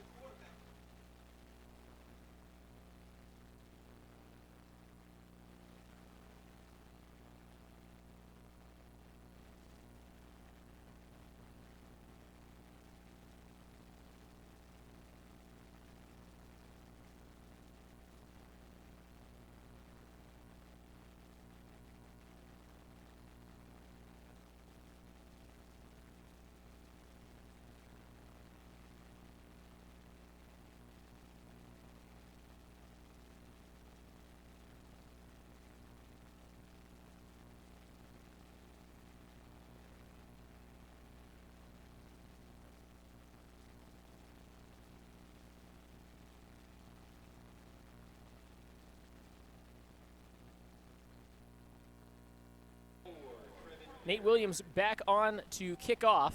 Let's see if he can keep this one in bounds as the Braves now have a 17-13 lead 13:49 to go in the third quarter. This is a low end-over-end kick right down the middle of the field, fielded at the 10-yard line, and juking a man across the 30, tripped up. A nice return. Frustrated with the final result, it's number 24, Tevin Perry. He left a UNCP defender grasping for air. Nice shoelace tackle there by Damian Whitaker, special teams hero from last week, blocked the punt return for a touchdown. Whitaker doesn't get that shoelace tackle. That's a even bigger game for the return man. Now Shaw offense coming out on the field, down for the first 17-13. Downey's got to figure it out. That last drive was a disaster. That's the right word for it. They fumbled on 3 straight plays. Only one of them ended up counting against Shaw, and then the Braves go one play, 48 yards for a touchdown drive. And Shaw back out on offense now. 1st and 10 from their own 34. Shotgun formation for Downing. And this is a give off the left side for the running back Perry. Scoots across the line of scrimmage, keeps those legs moving. Ball comes out at the end of the play, and there's the fumble recovery by UNCP. Khalil Hollis falls on about the 40-yard line. First down, Braves coming up.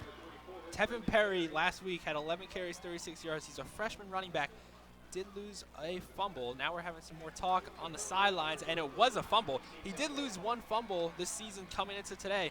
Now that's four straight plays where we've had ball coming out, ball security issues for them, and now we see a flag thrown late towards the sideline. This is probably going to be on the Shaw sideline.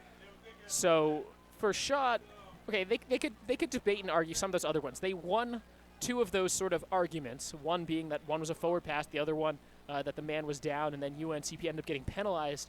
This one, there was absolutely no doubt that he was not down. I suppose you could argue that the forward progress had been stopped, but you can't really review that. In Division II, forward progress is you really got to wait till the ref blows his whistle. There's no footage you can go back and watch. You got to play through every whistle. And Perry lost the ball, and now referees having some discussion. So the ball was recovered by Khalil Hollis of UNCP on the 40-yard line. Then the 15-yard unsportsmanlike penalty against Shaw means the Braves take over 1st and 10 on the Shaw 25-yard line. UNCP already leading 17-13. Now the question is, do you go with another quick hitter? Do you try to get another one-play drive, or do you just methodically get these 25 yards? Let's see what Patrick O'Brien and this UNCP offense has up their sleeve. I think you go for it. Try and get him with this quick hitter really fast. This could be a gut punch if you can get a quick score here. B.J. Bunn all alone on the near side. Free play as a man jumps off sides. O'Brien lofts one deep looking for Bunn. He's boxed out, jumps up for the ball. It was picked off, but we will call this an incomplete pass. And the man who was offside there, that was number 10, Dominique Hannibal. So absolutely, Patrick O'Brien saw it was a free play. You throw the deep ball, and the Braves get 5 more free yards. On those kind of free plays, he's always going to be looking for B.J. Bunn. B.J. Bunn's only 6 feet tall. He's not the tallest receiver out there. But B.J. Bunn, I've only seen him play a few weeks, and every week I'm seeing these catches. Even if he's out of bounds, the play doesn't count. He's jumping over people, around people, bringing his pass. That play, guy boxed him almost onto the track around the field, boxed him out. B.J. Bunn still manages to bring it in despite being out of bounds. And now the 5-yard penalty sets up 1st and 5. 1st and 5 for O'Brien in the pistol. He's got Cliff Jones behind him. This is the give to the running back. Burst up the middle. He has a first down and inside the 10-yard line as he is finally brought down from behind by number 31, Javon Hudson. Brings up 1st and goal for UNCP on the 11-yard run by the senior Cliff Jones. Cliff Jones had 6 carries, 28 yards in the first half, and the touchdown, long of 11. So Jones, along with these other running backs, are going to keep getting touches. Miles Grant only had those 4 touches in the first half. We expected to see a little more of him. As this game carries on, you might see him sprinkled in a little more. 13 minutes to go in the third quarter. Braves with the 17-13 lead. Ball on the 9, 1st and goal from the right hash. They give it up the middle to Jones. He's met in the backfield, drags the man with him, falls forward, gain of a yard. That play, it was a little strange. It was kind of a little delay to it with O'Brien. Not sure if that was part of the play call or not. Jones just tried to pick up those yards up the middle. Shaw Line did a good job on that play to set up this 2nd down. See if they trust O'Brien to go back to the air. O'Brien in this game now 12 of 19 for about 130 yards, 1 touchdown, 3 interceptions. Is his stat line at this point.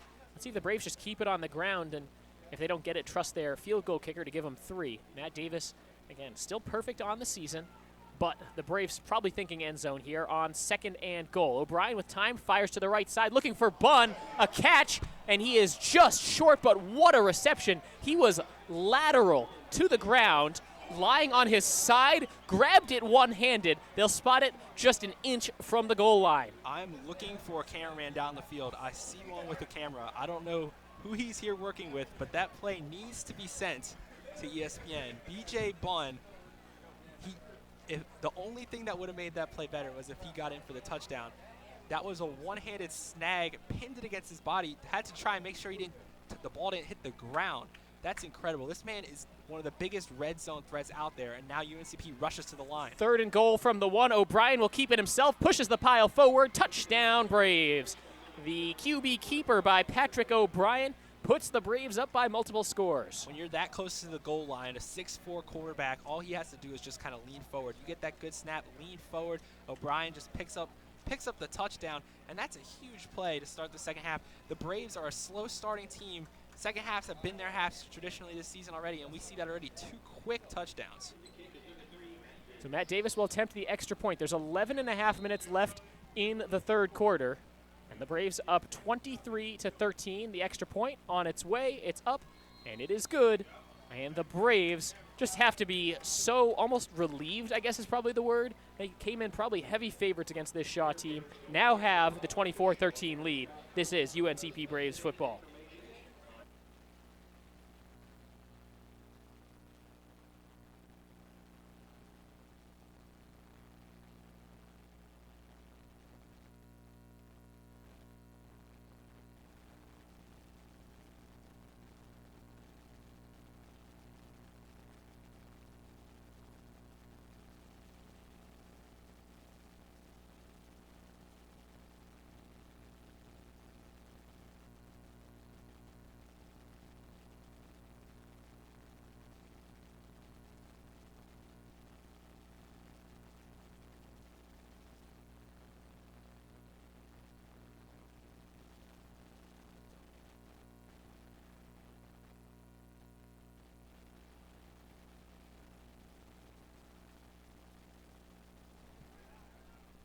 So a little bit of confusion up here in the box as the scoreboard in the stadium says that it's still 23-13 as though Matt Davis missed the extra point, but the officials did signal that it was good. The kickoff from Nate Williams is returnable and taken to about the 25-yard line by the return man, Tevin Perry. Let's see if someone fixes that, because on the online stats it says UNCP leads 24-13, but here in the stadium it still says 23-13. Either way, the Braves are up by 2 scores thanks to a touchdown following a Shaw fumble. It's going to be interesting on this drive. What kind of play do you call as a Shaw offensive coordinator, considering your last 2 drives, you put the ball on the ground practically every play? Now, whether or not you just want to keep it, try and get some momentum going, but it's been both running back issues, quarterback issues, everyone, and now we are getting the score corrected. Finally, one of the referees did notice it, and still working on that a little bit.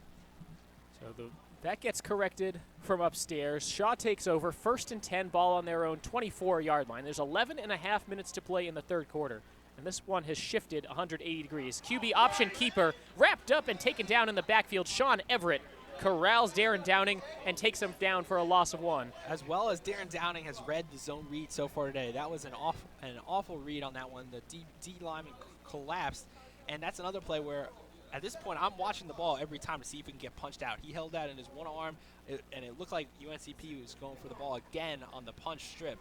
Couldn't get it, and Downing lost yards on the play. Loss of 3 on the play puts the Bears back at their own 21. 2nd down and 13. 11 minutes to go. Braves with the 24-13 lead. Shotgun snap for Downing, has time, throws short to the left side, complete to the tailback Winston, and he is pushed out of bounds at about the 30. There's a late block coming in from the weak side, and that was the tight end Corey Harris, who needs to be careful about blocking a guy out of bounds like that. Coming into today's game, Raheem Winston, the running back, also second leading receiver on this team. Haven't seen him much today's game. We've seen a heavy rotation at running back for the Shaw Bears. Winston there on the reception, out in the swing pass, picks up a few more yards. Now you're still looking at a long ways to go on 3rd down. 3rd and about 8 for the Bears. Ball on their own 24. Shotgun formation. Downing gets the snap. He's pressured. Flushed out to the right side. He's got some room to run. Tucks it and goes, and he will slide down, and it looks like he's short of the first down marker. Downing has been great with his feet. He scrambles out of the pocket, slides down. When you're a QB, obviously you want to slide, but when you're that close to the first down marker, not saying take the big hit, but you got to try and you got to be aware of where you are on the field. And the Shaw fans haven't been very vocal recently, but you could tell in that play they just wanted Downing to get that yardage. They keep the offense on the field. It's going to be 4th and 1. Ball on Shaw's 33-yard line. Wow, can the Braves come up with a big stop? Look for that run right up the middle. 4 down linemen for the Braves. Hard count. Nearly got a Braves player to flinch. Play clock down to 2 and a timeout by Shaw. That's an aggressive, obviously probably just trying to get that quick jump. I see some different personnel coming out onto the field, but for Shaw, you got to think now you burn a timeout to try and get the quick jump. Obviously, that's huge if you do pick up the yardage, but considering some of the struggles you've had now with long snapping and just corralling the ball, UNCP momentum has completely swung the Braves' favor. Obviously, most of it is just Shaw just killing themselves. A lot of it is errors on them. UNCP, obviously, there to take advantage of those mistakes. Hey, 4th and 1, the punt unit does come out. The textbook says obviously you punt when you're that deep in your own territory, ball on your own 33. I wouldn't have hated the call to go for it, but now B.J. Bunn back deep to return. Let's see if the Braves come after it. They're lined up to go do so. Benny Kinsemi will be punting from inside his own 20. The snap offline. He does get the punt off. It's high, but it is very short. Bunn saying everyone get away from it. It bounces down, takes a Shaw bounce, and rolls inside the 25 to about the 22-yard line. UNCP defensively doesn't get the turnover. They get the stop, and the Braves offense will come back out onto the field, but for the first time this half, will be starting in their own territory. So far, field position has been a big part of this half, obviously with the fumbles. Now, maybe UNCP can get a little drive going, maybe milk some time off the clock. The run game is going to be key in this drive, but also B.J. Bunn he's arrived in this game. He had the touchdown catch, and then he had one of the best catches I've seen to keep the last drive alive. Now B.J. Bunn's here. Antonio Stanley is the tailback with O'Brien. 9.5 minutes to go in the 3rd quarter. Braves up by 11. Blitz shown. They give it up the middle to Stanley. He just moves the ball forward maybe a yard. Just a nice timed linebacker blitz from Andrew Cash coming in from the weak side for Shaw. And they bottle up Stanley for no gain. 2nd down and 10. I actually say Stanley lost about a yard, so call it 2nd and 11. Ball spotted on the Braves' own 21-yard line. 2 receivers to the left, 2 to the right. Mack and Bunn will take the far side. And on the near side, it's Allen, I believe Quay Threet. Pistol formation now for O'Brien. Fakes the give, turns to his left, has Bunn. Bunn setting up a screen across the 20. He's spun down to about the 22-yard line.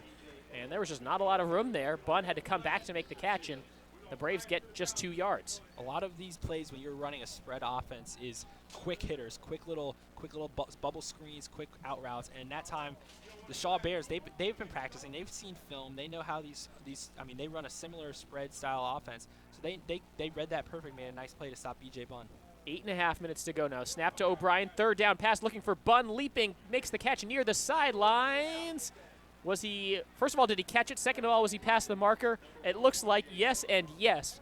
And it looks like they'll move the chains for a Braves first down by just a couple of inches. Difficult to see all the way across the field if B.J. Bunn did in fact get his feet down. Perfect route as far as just getting past the marker. And B.J. manages to bring it in. Now 4 catches here in the second half. Only had the 1 in the first. That was obviously a big part of the halftime team talk with the offense. Coach Cox, make sure we get B.J. Bunn the ball here early and often in the second half. So 1st and 10 for the Braves. Ball on their own 32-yard line. They have a 24-13 lead with 8 minutes to play in quarter number 3. It took a long time for the Braves to get this play off. O'Brien turned to the official saying that the play clock started too early and should have been reset.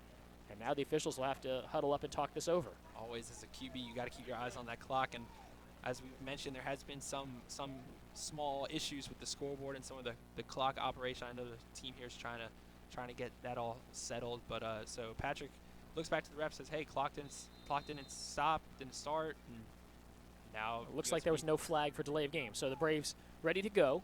Ball on the left hash, under 8 to play. Shotgun formation, O'Brien give up the middle. No, he keeps it back himself and gets tackled for a loss of 1. The Bears were ready for the run on that play. O'Brien had the option to keep it or give it off. He kept it. Neither was going to get many yards, and that's a nice play by Shaw there. So they tackle O'Brien for, they say no gain, as the quarterback able to just kind of tuck and fall back to the line of scrimmage. 2nd down, 10 yards to go for UNCP from their own 32. The freshman Harris matched up with B.J. Bunn.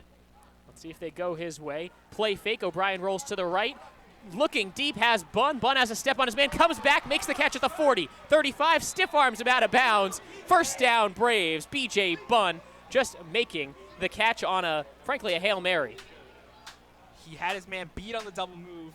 Patrick O'Brien lobbed it up. B.J. Bunn had to still, even though he had his man beat, his defender managed to get back to him, and B.J. Bunn just went up and snatched that out of the air. This man brings in everything. If you throw the ball anywhere near him, there's a good chance he's going to catch. And it seems like every play he gets forced out of bounds, he's the one dealing out the contact after the play. He's the one stiff-arming his man down to the ground. 6'0", 210. This man plays much bigger than that. Player down for Shaw. It's one of their defensive linemen. He's back down near the line of scrimmage.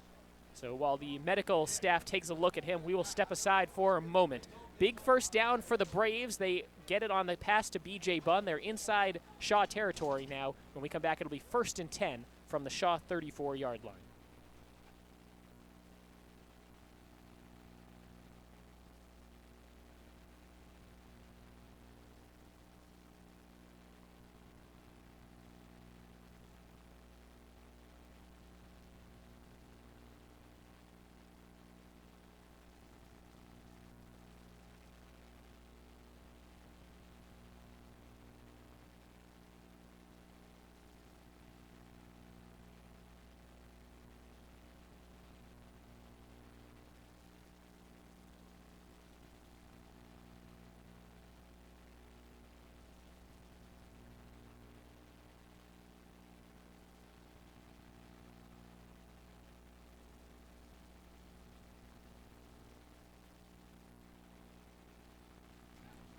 Injured Shaw player was number 92, senior defensive tackle Venson Jones, and if he's forced to miss any time as he walks off the field under his own power, if he's forced to miss any time, that would be a problem for Shaw. They don't have a lot of experience in that sort of second unit defensively on the line. In particular, Jones, a senior from Newport News, Virginia, a transfer from Highland Community College, listed at 6'2", 350, so he takes up a lot of room on trying to stop the run. 1st and 10 for the Braves. They have a 24-13 lead halfway through the 3rd quarter. Gave up the middle for Stanley, who's got room. 30, 25, he gets an outside block. 15, 10, and he is wrapped up out of bounds. A 1st down run for Rontonio Stanley.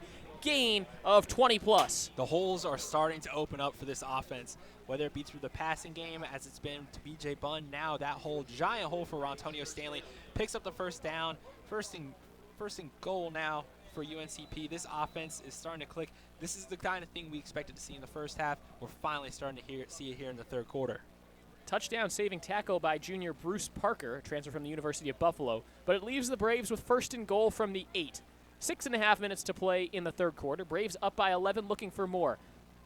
A couple linebackers come up, show blitz, just 4 down linemen. The blitz comes. They give it up the middle to Stanley. He goes off left tackle, looking for the end zone, comes up just a bit short as he extends the ball forward.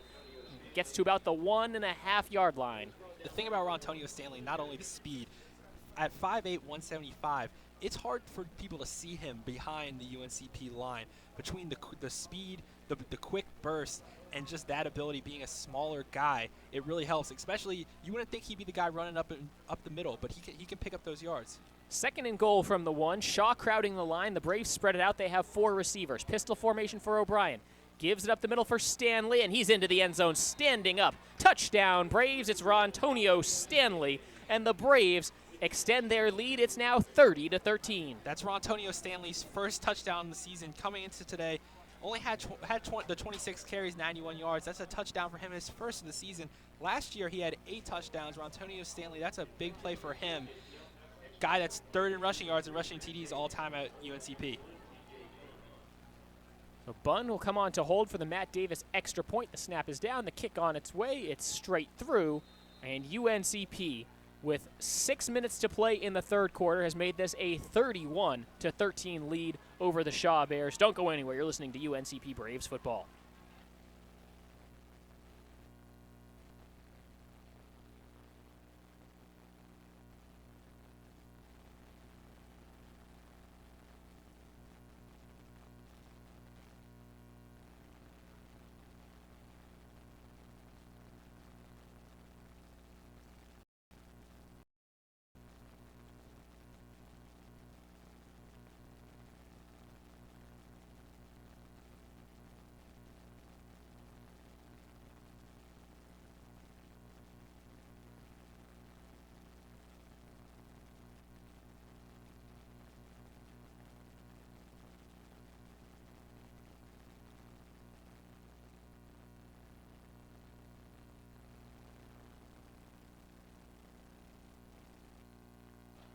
Another kickoff upcoming for the freshman Nate Williams. Back deep to return for Shaw. It's Tevin Perry and Bruce Parker. Kickoff going to the right side where it'll be fielded by Parker, taking it up the far sideline, cut down at about the 24-yard line. Ball might have popped out at the end. If it did, Shaw fell on it, and it'll be first down for the Bears. Bears have struggled here in the second half. Obviously, normal starter Timothy Abbott not playing today. We've seen a lot of Darren Downing. Got to think maybe are we going to see Carlos Quintero here? He was pregame. He was announced as the starting quarterback, and then we saw Darren Downing come out onto the field. So maybe soon see some Quintero. Downing obviously had a lot of success on the ground, and he trots out the offense again for the Bears. This is a drive they need to get some points on if they want to stay in this ball game. Don't necessarily need a touchdown. A field goal would be just fine, but remember, your kicker has never made a field goal at the collegiate level. So out of the shotgun, it will be Downing. Tailback to his right is Winston. He's got 2 receivers to the right and 1 to the left. Shotgun snap. He gives it up the middle, and it is stuffed by UNCP defensively. Eris Brooks plugged up the hole and allowed the linebacker Garrett Barnett to make the tackle for a loss of a yard. When your D-line can push the O-line back like that, it's just easy picking for those linebackers. Barnett and Williams are going to put up big numbers. Also, Carlos Manning, we haven't mentioned his name much today, but he's a guy I definitely like to watch. He's around the play a lot. How about this? Total offense right now, UNCP at 300 yards even, Shaw at 132.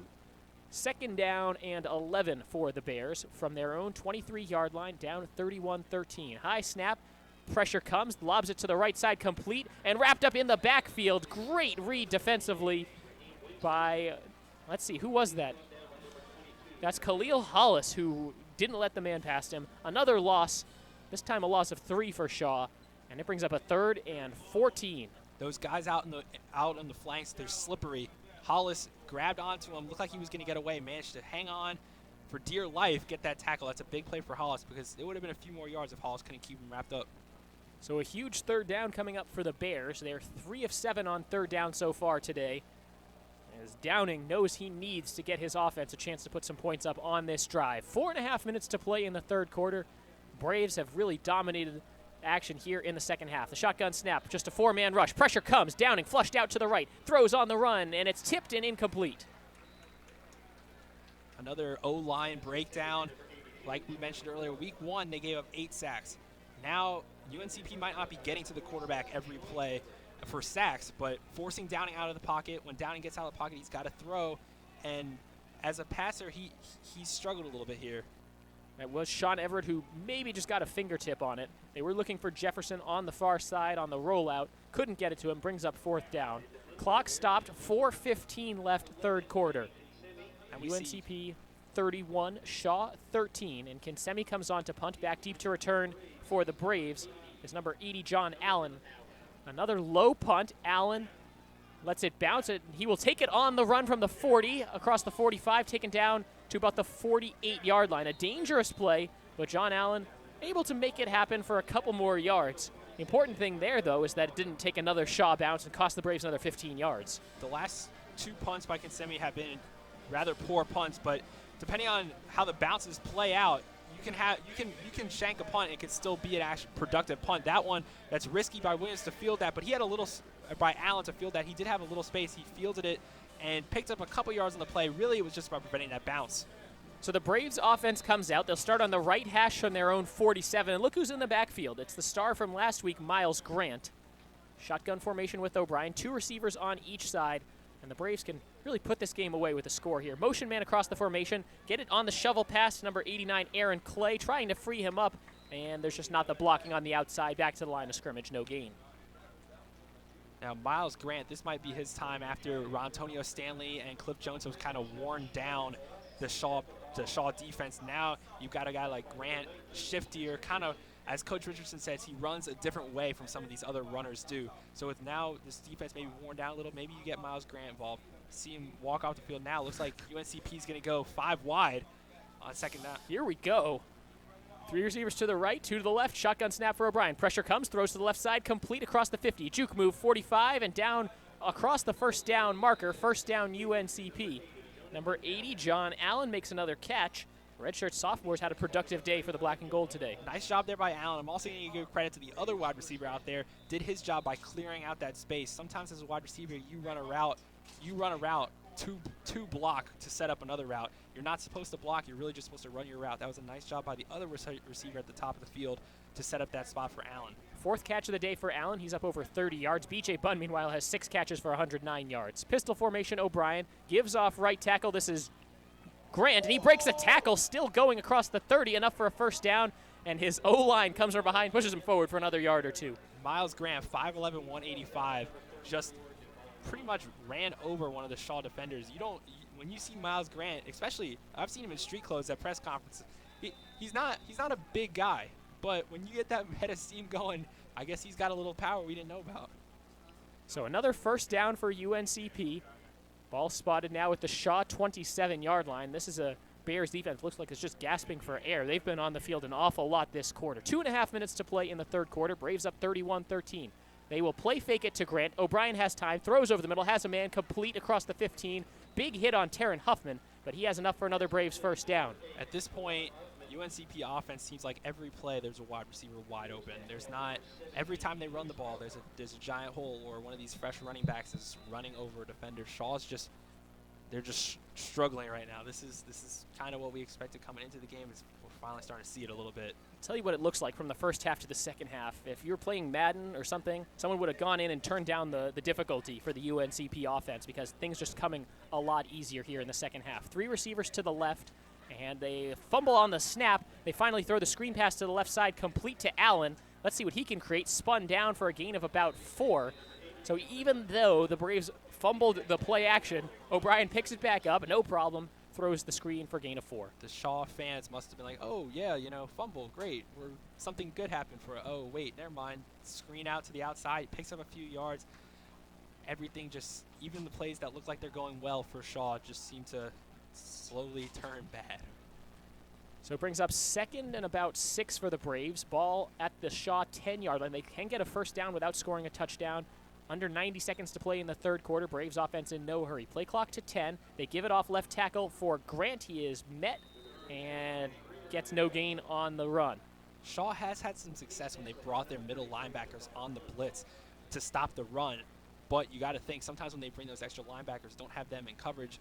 UNCP, a lot of these receivers have been wide open. Got to think if they would have kept some guys in coverage, maybe they'd have a little more success. But on the run, they've done a fairly nice job stopping those, filling up those gaps when they have brought those middle linebackers on the blitz. Braves up 31-13. Final minute now of the third quarter. A big third down play coming up. Motion man across the formation is Street. They send him back over to the right side of the formation. Blitz comes. O'Brien has time. Throws into the end zone. Incomplete. Over the head of everybody out of the back of the end zone. Trying to hook up with number, let's see what they announced in the stadium, because I couldn't see who that was. 88 Stedman Rush coming across the formation. He couldn't get to it. 4th down coming up, and out trots Matt Davis for another field goal attempt. They went for Rush on that play. Most of the time in the red zone, B.J. Bunn is going to be the first guy to look at. O'Brien could tell Bunn was pretty well blanketed by the defense. He looks for his other big target, Rush, and just wasn't really anything there for O'Brien. That's the kind of play you don't want him to turn the ball over after that first half. So he tries to throw it to Rush, couldn't find him, and now we're going to see Matt Davis on for another attempt. This will be from the left hash, about a 26-yard field goal. Bunn on to hold. Clock stopped with 39 seconds left in the third quarter. Having some problems now with the play clock. And now we're ready to go. Again, a 24-yard field goal, or 26-yard field goal from the left hash. Matt Davis has been perfect so far this year. The snap, B.J. Bunn handles the low snap. The kick on its way. It's up, and it is good. Oh, no good. No good. The first missed field goal, and now Matt Davis, instead of going to the sideline, he looks to the officials. It looked like that was good. These are kind of low goalposts, so it's hard to see if they were to extend all the way up. But, again, no replay, and there's some flags on the field now. Looks like it's very rare that you see a kicker talk to the referee, and it might be on Matt Davis. He is a captain of the Braves team, so usually a captain is able to talk to the officials. An injured Shaw player tried to make his way off the field, couldn't do it. He's down at about the 20-yard line. UNCP defense is on the field, so it looks like they're fine with the fact that that was no good. And as the injured player receives attention, we'll step aside for the moment. 32 seconds left in the third quarter. Braves 31, Bears 13.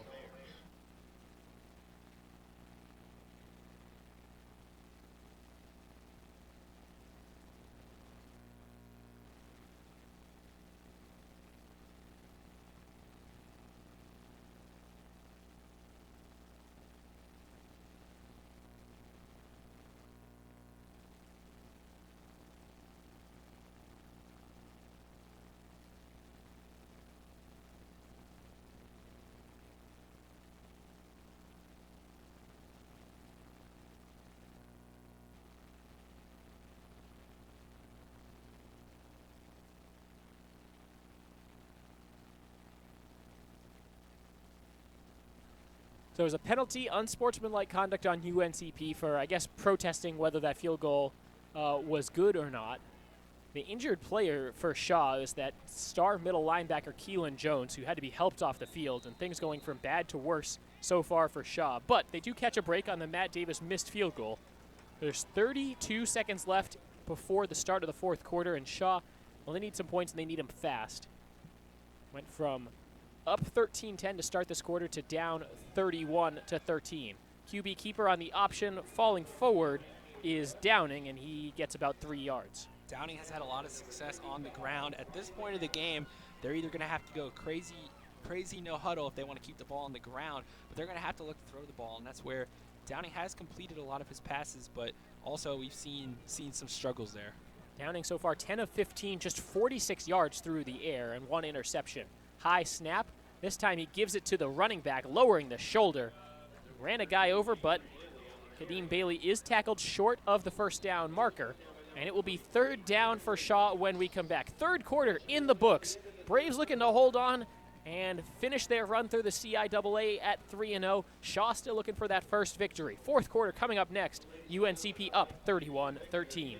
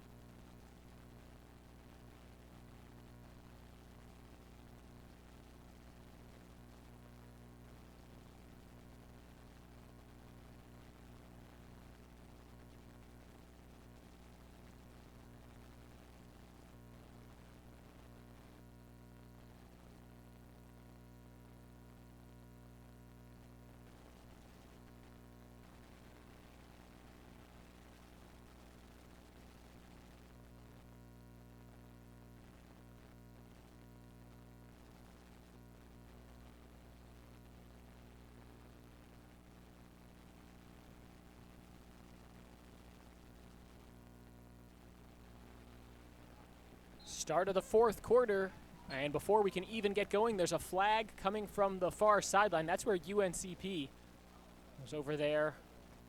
Perhaps too many men on the field or a sideline warning. I'm not sure what this could be, but certainly not the start the Braves want to the fourth quarter. Looking back at that third quarter, B.J. Bond, 5 catches, 101 yards, and a touchdown. He only had the 1 catch, 8 yards in the first half. That's 2 quarters.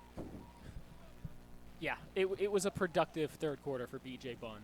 Obviously helped out by a 48-yard touchdown reception on the first offensive play of the quarter for UNCP, but plenty of other good things going on for UNCP's star wide receiver.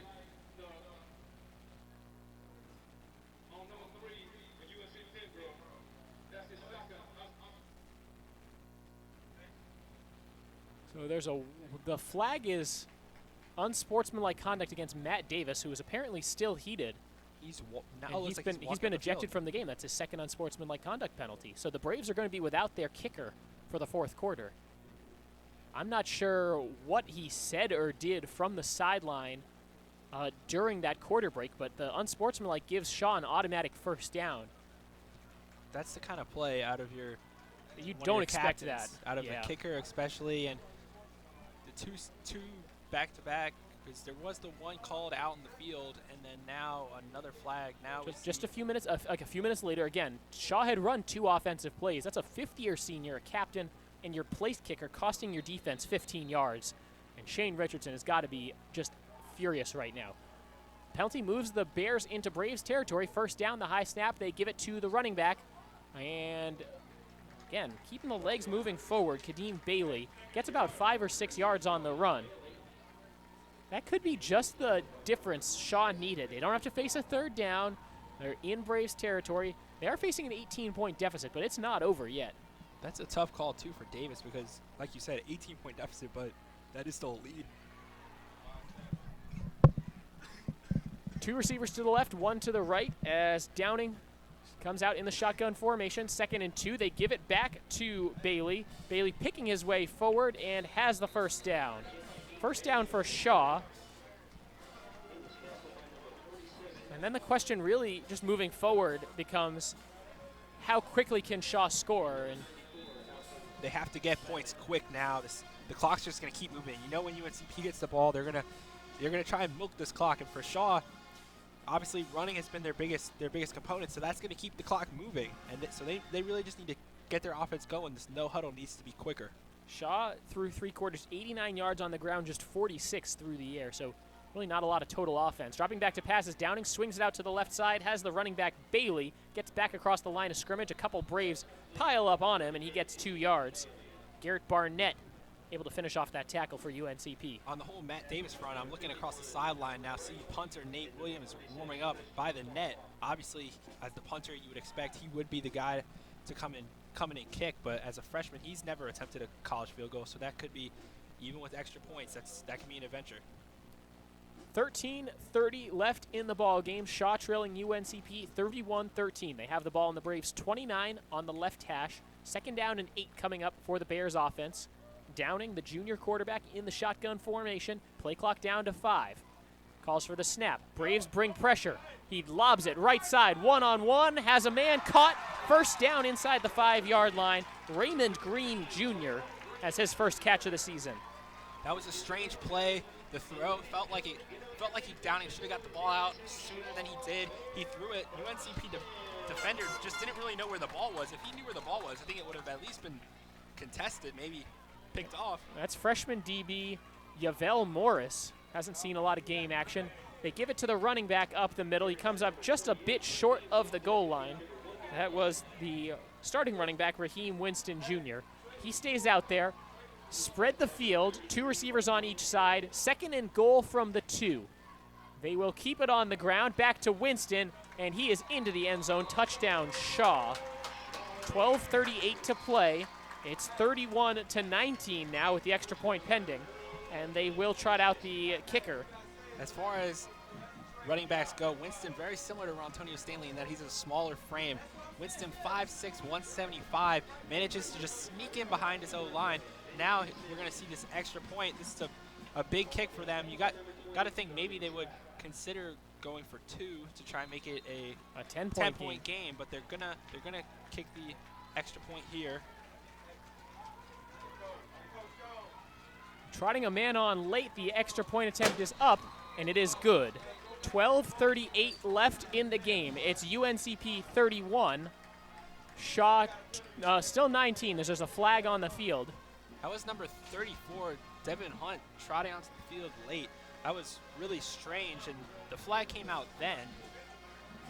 The question was he the 11th man or the 12th man? And now the kicker is also having a lot of discussion with the ref. The kicker seems to be a little upset. Not sure if he's the man that counts how many players are on the field or what, but now we've seen some pretty interesting discussions with these kickers with the referees, something you really don't see quite often. Now the referees and coaching staff are still discussing what happened on the play. This last 5 minutes or so, it's an illegal substitution on Shaw, so they will have to redo the point after. This is big. This pushes them back, and with their freshman kicker, those yards could really mean something. So now it's an extra point with an extra 5 yards of distance tacked onto it. This will be a 25-yard attempt. Kinsemi will kick. The snapper is Dominique Hannibal, and the holder is Thurman Trapp. See if the Braves come after this again. This to cut the lead to 11. The snap is down. The extra point attempt is tipped and blocked. Extra point attempt no good. And the Braves hold the Bears to 6. And I'll tell you what, the guys who are in charge of the Shaw Cannon are getting a little excited down there. 31-19 is the lead for UNCP. Shaw kicking off when we come back. 12:38 to play in the game.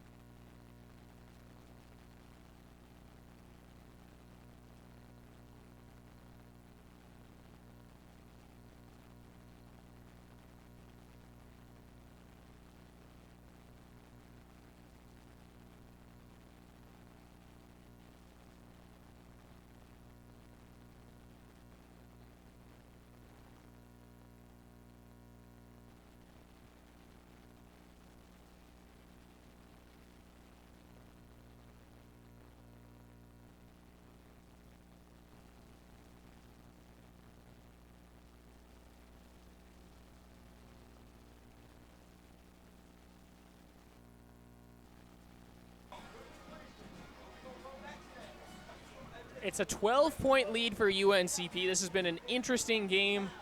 You could say a bizarre game. It hasn't always been pretty, but the Braves find themselves on the right side of the scoreboard right now. 12:38 to play. It's 31-19. Kinsemi to kick off for Shaw. Back deep to return for UNCP, Taryn Huffman and Rontonio Stanley. With PD Powers, I'm Cameron Songer. Thanks for joining us on the Braves Broadcast Network. Wouldn't be surprised if they do a surprise onside kick here. But they kick it off. It's a high, short kick. It'll be fielded about the 15-yard line by Stanley, the Braves running back. Comes back towards the middle slowly, now speeds up across the 30, runs into his own man, and taken down about the 32-yard line. This is a big drive for the Braves. There's still plenty of time left in this game for Shaw to hang in there. But for UNCP, if they can really send a message on this drive, listen, we let you get on the board there with the touchdown, obviously the missed extra point. But this is a drive where you send a message. You try and milk some clock, or the passing game in the second half has been great for the Braves. Wide receivers wide open all over the field. So this is just a drive either way. If you want to milk time, or you really just got to send a message that, listen, the score might be this, but we really have control over this game. Turnovers have been even at 3 apiece so far. The Braves up by multiple scores. They just need to take care of the ball and get closer to all zeros on the clock. Pistol formation. They give it up the middle to Cliff Jones. He's got some room to operate, and he's taken down just short of the 40. Give him about 7 yards on the run. Cliff Jones, some shifty moves behind the offensive line. Jones, 8 carries for 39 yards before that last touch. Obviously had the touchdown, averaging over 5 yards a carry now for today. Cliff Jones and Rontonio Stanley done a great job just mixing and matching. It seems like every drive we're seeing a new, fresh running back for the Braves, and that's huge as far as wearing down that Shaw Bear defense. UNCP offense has hit the 350 mark in total yardage. Shaw at about 178. Again, pistol snap. They give it to Jones. He's near the first down marker as he dances past a couple blockers, but he's going to be short, so it's 3rd and 1. That handoff off the middle seems like such a simple play, but it seems like every time anyone runs it, it's picking up at least 3 or 4 yards each play. And if you just keep moving the ball like that, you're gonna get yourself some first downs. 4 down linemen for Shaw as the Braves will huddle up. I think they'll bring in some bigger guys as wide receiver John Allen trots off the field. Play clock at 18. Plenty of time for the Braves with 11.5 minutes left in the game. Pitch play to the right side looking for Jones. Jones breaks one tackle, lowers the shoulder. He's got the first down by a yard. We saw that play in the first half, the pitch out to Cliff Jones just to pick up a couple yards. That really seems like a go-to play on short yardage, which it's kind of rare because you would expect maybe more of an I formation type look. You bring in some bigger bodies. The fullback Dylan Davis is out in the field, and now we seem to have a Brave down on the far sideline. Right short of the sideline, Cliff Jones needs to be helped up. As the trainers will come take a look at him, he's right on the hash mark on the far side of the field. Hate to play doctor, but you hope maybe that's just cramping. It very well could be, and again, even assuming the worst, if there's a position for the Braves that you're, not to say okay with a guy going down, it's that running back position. There's so much depth there. Obviously, the Braves like to rotate and give teams different looks, and as such, just as we say that, it's now Miles Grant in at running back, I believe. Pistol formation for O'Brien, 1st and 10. They give it to the running back. This is Stanley across midfield. Where Antonio Stanley comes up short of the first down, but he does get about 8 yards on the first down carry. That's a big gain on first down. Just now, you can run the ball two more times here if you want. Just keep that clock moving. That's the key to this drive. Keep working this clock. Shaw offense hasn't really been quick hitters except for that first touchdown was that long run play, but most of their plays have been short, quick, 10, 15 yards. So if you can milk more of this clock off, Shaw's going to have to try and open up that playbook, which hasn't been very successful. Play clock at 10. UNCP with 2nd down and 1 in Shaw territory at the 49. The give off left tackle. Stanley is in trouble. He's bottled up, just goes down. A loss of about 4 on the run as he just kind of slipped and just went down without taking a big hit. There was nothing there for Stanley. He tried, nothing there. That's the one thing you don't want at this situation. If you get back to the line of scrimmage, you're golden. Moving backwards is not what you want here. Now we're at a 3rd down for UNCP. BJ Bunn has been quiet since that big explosion. Look for BJ Bunn matched up at the bottom of the field. A lot of these DBs have struggled covering him here. Under 10 minutes to play, shotgun snap. Just a 4-man rush. O'Brien has time. Fires to left side, complete. First down to the 40-yard line into Shaw territory. That's number 87, Rick Mack, getting the big first down conversion for the Braves. Rick Mack targeted heavily in that first half, gets involved here. Once again, that out route, that seems like a go-to route for Rick Mack. Just finds the space, picks up that first down, moves the chains, even more time rolling off this clock. Gain of almost 10 on the play. Called a gain of 7 for Rick Mack on his 4th catch of the ball game. Miles Grant in at tailback now for UNCP. Pistol formation. They give it. No, it's a play fake. Throw over the middle. It's tipped up in the air, and a leaping interception made by Shaw. Number 86, Ronald Porter, couldn't stick a fork in that ball, and it's the 4th interception thrown today by Patrick O'Brien. That one isn't necessarily on O'Brien. It was a hard throw. Porter just couldn't bring it in, and it counts as an interception for O'Brien, but that's a tough play. Now Shaw gets the ball. It's one of those things, did you really want to force that pass in there for Porter when you could really just keep the ball on the ground, work some more clock? That's probably what I would have suggested, or even just safer passes at this point. Don't try and over the middle those passes, tight windows. You don't really want to risk that. Now Shaw, the fans are up. Everybody's ready to make a little comeback here. 9:23 left in the 4th quarter. Shaw down 31-19. They take over from their own 30. The give goes to the running back. He is wrestled down in the backfield. Absolutely nothing doing for Kadeem Bailey as he was swarmed to by the Braves defense. First to him, Garrett Barnett, the linebacker.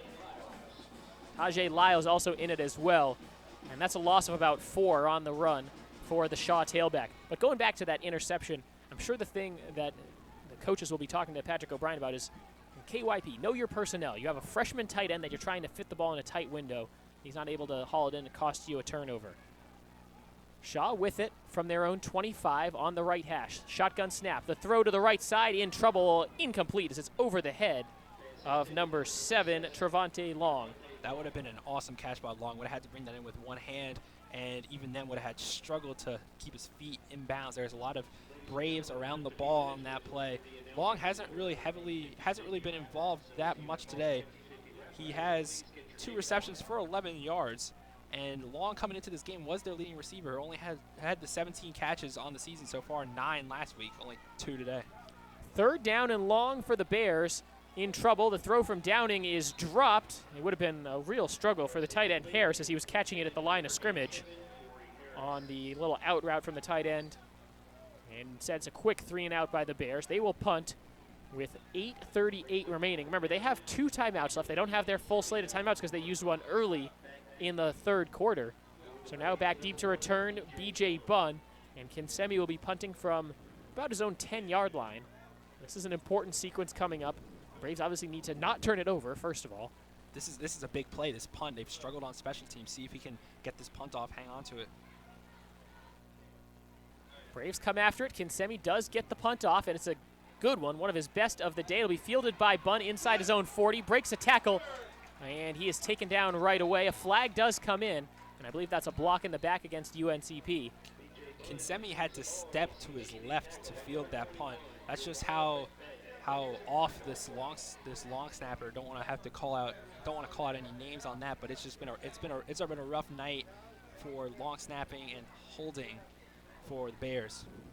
Shane Richardson out on the field at about the numbers on the 40-yard line along the far sideline. Just wants to make sure he understands what this call is going to be, but pretty much no doubt it was a block in the back because there was a guy who was about ready to hit B.J. Bunn, and then suddenly he was 5 yards upfield. I'm really looking for Miles Grant on this drive. Last week, Miles Grant in the 4th quarter had his touchdown reception. It was a 27-yard touchdown reception, made a great move to get for the end zone. Miles Grant is fresh. Even if they want to go to the air, I like that swing route to Miles Grant. Look for that maybe here on this drive. 1st and 10 for the Braves. They'll start on their own 28 with 8:30 to play in the ball game. UNCP up 31-19. The give goes to Grant. He's dancing to the near sideline. He's free across the 40, 45, 50, into Bears territory across the 40, taken down to the 34-yard line. Miles Grant and Petey, you called that one. It wasn't the swing pass, but Miles Grant is a playmaker. He hasn't had a lot of touches coming into this 4th quarter. Coach Richardson, we spoke to him earlier this week. He said, we want Miles Grant involved. The 4th quarter couldn't be in Miles Grant's quarter.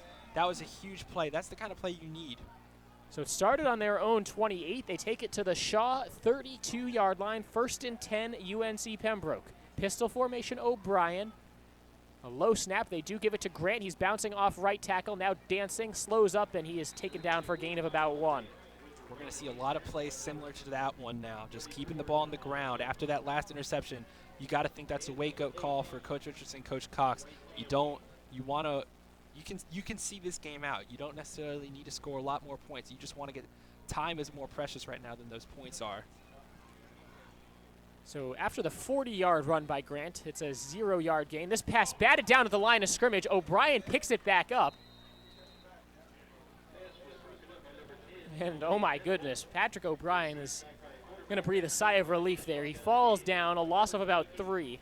This is a big play, especially considering with Matt Davis ejected from this game. You don't know how much confidence they have in their kicker, so you really got to try and pick up those yards because with a freshman punter who's going to be converted to be a kicker, I'm sure he's kicked some in his career, but obviously Matt Davis is normally your man. I would almost argue this is 4-down territory. 3rd and 13 from the Shaw 35-yard line. UNCP with the lead. O'Brien drops back to pass. Has time, steps up in the pocket, throws over the middle. Complete. 1st down to about the 10. Still going. Is into the end zone. Wow, what a play. Touchdown, Braves. It's Rick Mack. O'Brien did an excellent job on that play. He didn't necessarily fire in the bullet. It didn't need to be a bullet. He just weighed that pass in there perfectly in between the coverages. Rick Mack does a nice job. And for a small wide receiver, he carried a couple guys into the end zone. That's a big play. And now we're going to get to see the freshman kicker, Williams, come into the game. Well, I thought for sure a couple different times Rick Mack was going to be bottled up and taken down. And you worry because there could have been a fumble if he still tries to keep going. Instead, the Braves put up the touchdown. It's 37-19 with the extra point pending. Nate Williams to attempt his first collegiate extra point. The snap is down. The kick is up. That splits the uprights, and it is good. 6:50 left in the fourth quarter. UNCP 37, Shaw 19 on the Braves Broadcast Network.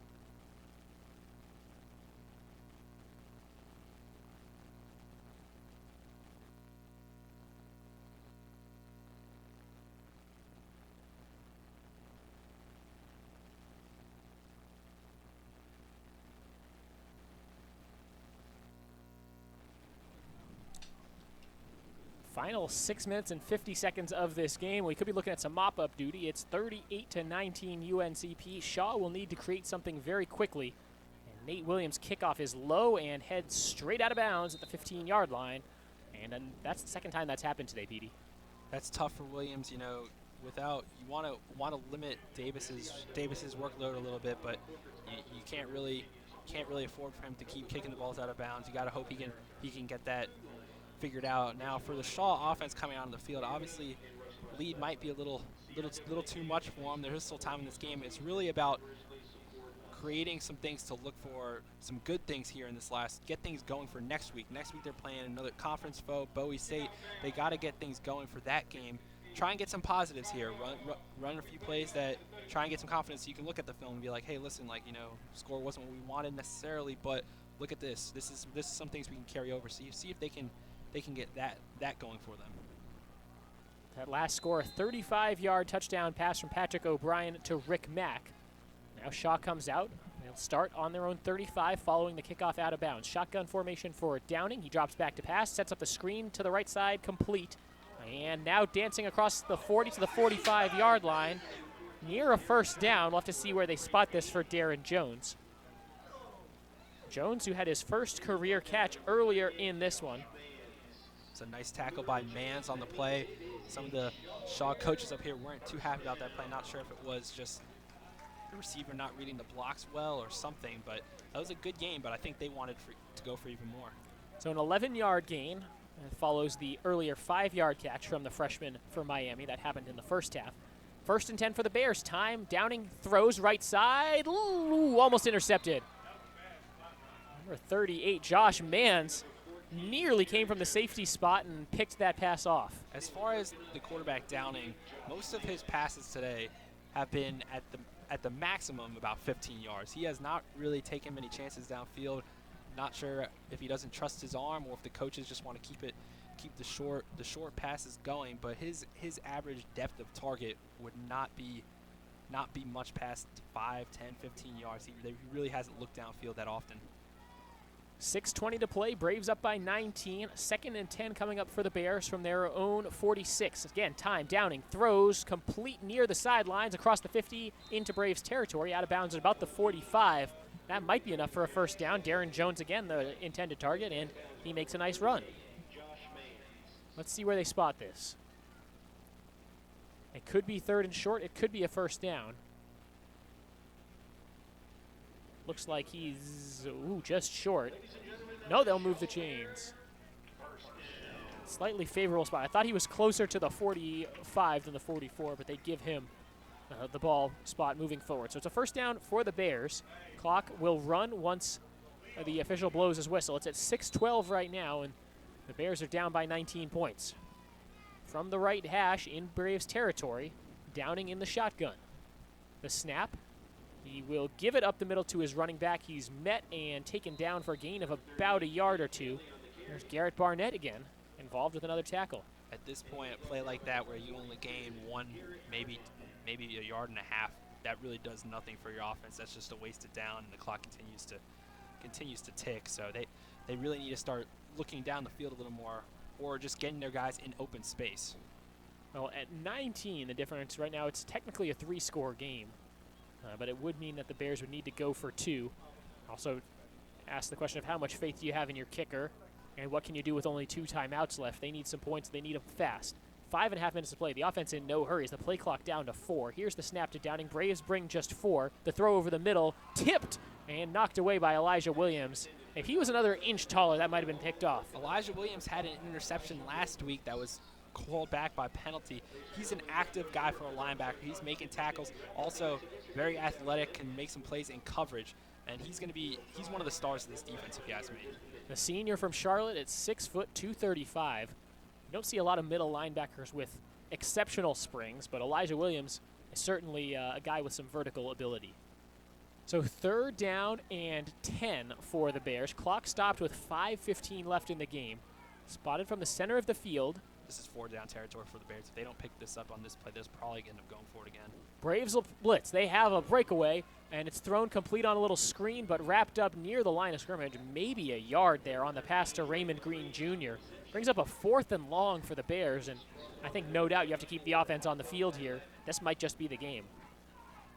We don't see the offense moving at all. They know what they got themselves into. I think that play was really just try and pick up some yards, make the 4th down more manageable. Wish they could have gotten a little more. Obviously, they didn't. Now it's 4th down and long. And this quarterback hasn't thrown the ball down the field that much. He's got to give his receivers a chance. They got to run some deeper routes. Under 5 minutes to play, down by 19, facing 4th and 9 from near midfield, from the 44-yard line, dropping back to pass. Downing, flushed out of the pocket. He will tuck it and run, and he's got enough for the first down. Still going across 30. He is lit up. A big tackle on the play by, it looked like that was Tyler Threet, who just came in and hit him hard. Downing was looking for his receiver. No one was open. The coaches up here, you could hear them yelling, run. They knew nothing was going to happen there. Downing on the ground has been their best weapon all game. For them, on a 4th down and long, for him to take off and run, you don't know if you necessarily want that, but hey, he's got to do what he's got to do and picks up the first down yardage. 1st and 10. Shaw's still alive. They have the ball at the UNCP 28. Shotgun snap. Downing. Flushed out of the pocket again. Rolling to the right. Now he will look to run and just steps out of bounds. I think he got back to the line of scrimmage. That line just has struggled. The outside of that line especially. Every time it seems like one of the defensive ends for UNCP is getting to the ball, and there's just nothing much they can do. They're flushing him out of the pocket. That's what he has picked up some yards on the scramble after that, but they've still been able to manage to contain him, and the DBs have done a good job. A scramble drill as a quarterback and receivers are supposed to come back to the ball, but most of his scrambles have just ended up being there's been no one open for him to throw through, or he's just had to take off. That time he just runs out of bounds because no one was open for him. He ran out of bounds, but since it's still outside of 2 minutes, the clock runs. We're under 4 minutes to play. UNCP leading 38-19. Ball on the right hash at the 30-yard line going in. Unblocked man, free ball going towards the end zone, and it's knocked away incomplete. Boy, the outside linebacker blitz, Carlos Manning got a free shot at the QB. Hit him hard as he released that ball.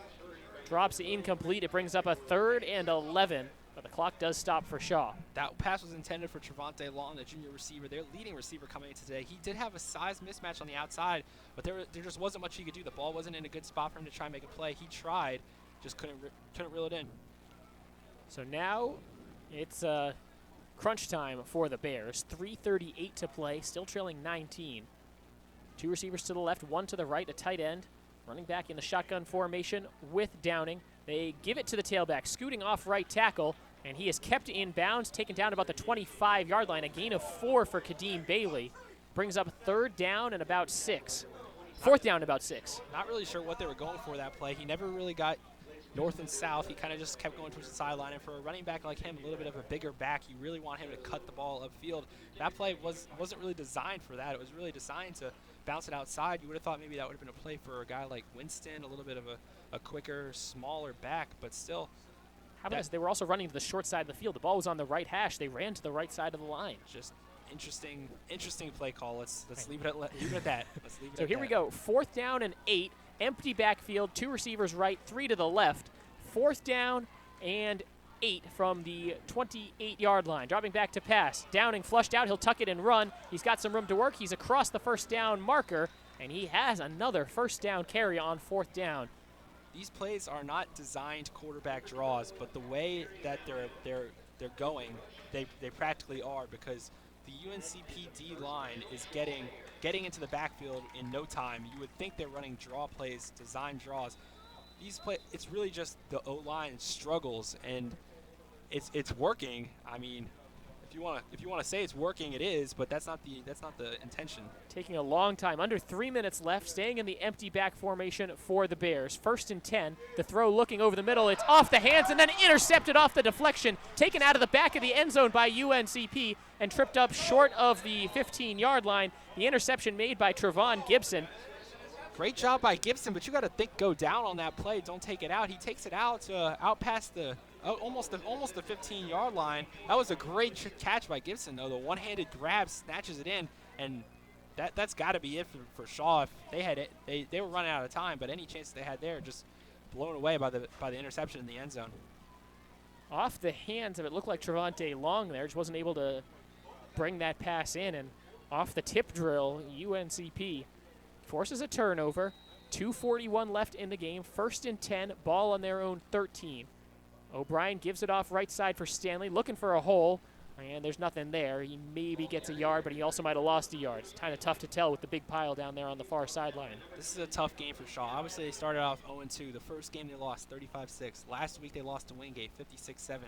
Considering the score at the half, you got to feel they thought they were in this game. And looking down at their bench, you can tell everybody's a little disappointed because they were in it at halftime. They had the lead. They were playing some pretty good football, and that third quarter just swung all the momentum to UNCP. And even then, they did score here. They thought maybe they had a shot, and then another interception. A 21-0 third quarter. UNCP can take this clock down under 2 minutes. They get the play clock down to 10. O'Brien will throw over the middle. That's through a couple men, incomplete. And that stops the clock and brings up a 3rd down and 11. So far today, almost every time a tight end has been targeted, some way or another, something bad has happened. It's nothing on the tight ends. It's just the way the defense is playing the tight end position. It's been incomplete passes. It's been an interception. And that time he went for a rush, and that incomplete pass is big. If you keep the ball on the ground, you're taking more time off the clock. Obviously, at this point, UNCP thinks they have this game in the bag, but still, you want to see the clock moving. So from their own 12, it's 3rd down and about 12 to go. Shotgun formation for O'Brien. Blitz comes from Shaw. Lob pass to the near sideline. No one there, and that's a leaping interception made. A complete miscommunication between O'Brien and Taryn Huffman, and the interception made by number 33. Don't have a 33 on my roster, but that's the 5th interception thrown today by Patrick O'Brien. This will be one he is ready to forget. On that play, even if that route was, even if there wasn't a miscommunication, there were so many guys on that side of the field. You really just you throw it away, or you just go down and stay in bounds. You don't throw that ball. That was just floated up there. That was their practice. That was like a practice catch for that DB. No one there. Just tough play by Patrick O'Brien. You hope he'll bounce back next week. So it's the Shaw offense back on the field with 1:46 to play. They're in Braves territory. Delayed give up the middle and tripped up by the UNCP defensive line is the running back. That's Tevin Perry on the carry. 21.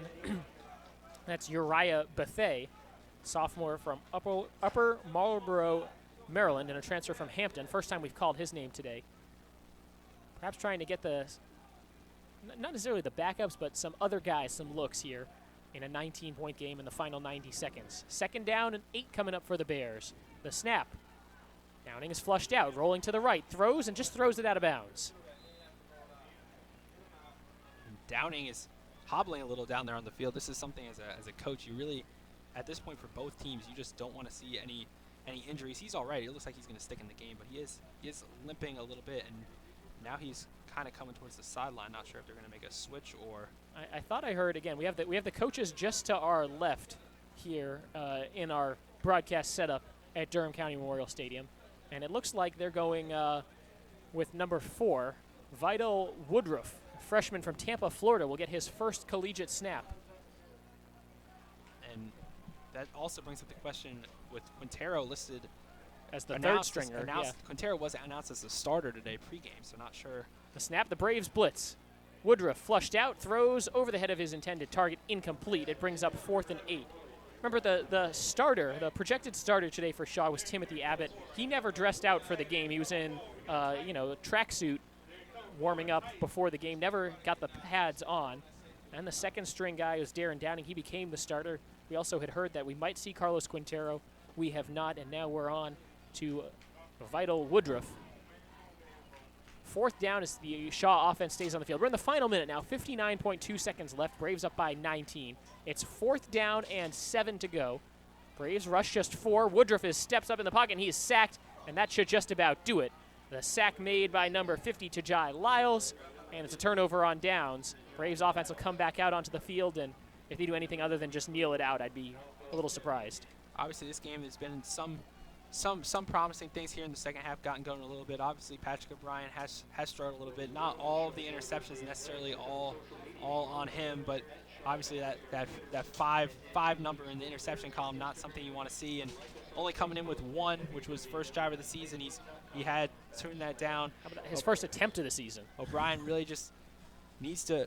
I think next week the game against North Greenville will be a real test for this team. Obviously, these teams they played so far this season haven't really had much of a throwing option at quarterback. We'll be interested to see how North Greenville, what their record, what their outcome of today's game was. But North Greenville is going to be a real test for this team. I'm looking forward to next week. Yeah, a lot of polls are very high on them. They've been a very good team this year. They've gotten some impressive wins. They dominated the Braves a year ago. And Under the Lights for Parents and Families weekend, a week from today. That's 7 p.m. kick in Pembroke on Saturday, September 24th. That'll be a good one. It should be a really good one. We'll have a video stream of that as well on the main UNCP Sports YouTube channel. Obviously, we'd like to see you there. It's going to be a big one. The home opener versus Fayetteville State was a big one, and now North Greenville. This is going to be a true test for the Braves. They've got some work to do. Obviously, Coach Richardson's going to be happy with a 3-0 start, but there are some things that are very easy. They seem like they're easy fixes. It's something that Coach Richardson and the guys can work on at practice. Some of it's to do with penalties, and some of it is just maybe starting games quicker. It's been a lot. The story of the season so far has been slow starts. It's picked up in the second half of games, but slow starts have been an issue. The final score in this one: UNCP 38, Shaw 19. The Braves get to 3-0 on the year for the second year in a row, and the Bears drop to 0-3. We'll get you the final stats over the course of this one, but just a quick recap of the story in this game. Obviously, you can talk about the interceptions from Patrick O'Brien. You can talk about the turnovers by the Braves, as they turned the ball over 5 times on those interceptions. But they were down at halftime. It was 13-10 Shaw. The Braves responded when they needed to in the third quarter, going 21 unanswered. They end up walking away with a 19-point victory. One of the other stories, Matt Davis, the 2 unsportsmanlike conduct penalties, he was ejected at the start of the fourth quarter. The Braves ended up being more or less fine with that. And you'd like to see him on those kickoffs because Nate Williams did send 2 of them out of bounds. But all in all, I think the Braves just kind of have to be relieved with the victory here today. This is one of those games you come in, you look at the schedule, you see 0-2 for Shaw coming into this game, and you look ahead to North Greenville, a team that you struggled with in the past that's known as a pretty good team in this region. And you might start overlooking this game, but the Braves did enough today to get the win. Some things that are going to need to be corrected, a few little things here and there, but this is a good win. Keep the 3-0 record. Coach Richardson, obviously that's all you can ask for, get another W, but he's gonna have a good long talk with his team on the bus ride home. Oh yeah. Well, let's take a look at some of the stats now, and remember that Shaw's opening drive, the Braves' opening drive, they were forced to punt, I believe. Shaw's opening drive ended with a 72-yard touchdown run. You take that away, and Shaw in total offense was under 150 yards for the whole game. They finished with 219. Downing on the ground was their main threat throughout the whole game. He lost a lot of yards as far as sacks go. Obviously, the O-line was a struggle point for them. Part of that can also be contributed to the Go Black is a very active defense. All hats to the ball, everyone moving. So that can be part of it. But they did a really good job of keeping him under control, and especially in the passing game. He completed the majority of his passes, but there was never really any threat through the air. It was never threatening. It was really just him scrambling. That was their main offense. Total stats in this one, the Braves were 10 of 15 on third downs. They converted 67% while holding the Bears to just 3 of 12 on third downs. The Bears did convert 2 of the 3 fourth downs they tried. Total offense, the Braves doubled them up, 440 to 219. And a lot of times that will tell the story. It's kind of like total shots in soccer. That oftentimes will tell you which team is really the dominant team. It's a simple stat, but sometimes simple is better. Braves did get quite a few yards through the air, 257 versus just 94 for Shaw. The Braves were picked off 5 times while intercepting Shaw just twice. And then net rushing yards, the Braves also had the edge there, 183 to 125. Penalties, not great for either side. 7 for 76 yards by the Braves, 8 for 78 yards for the Bears, and the Braves had the time of possession advantage, 33-41 to 26-19.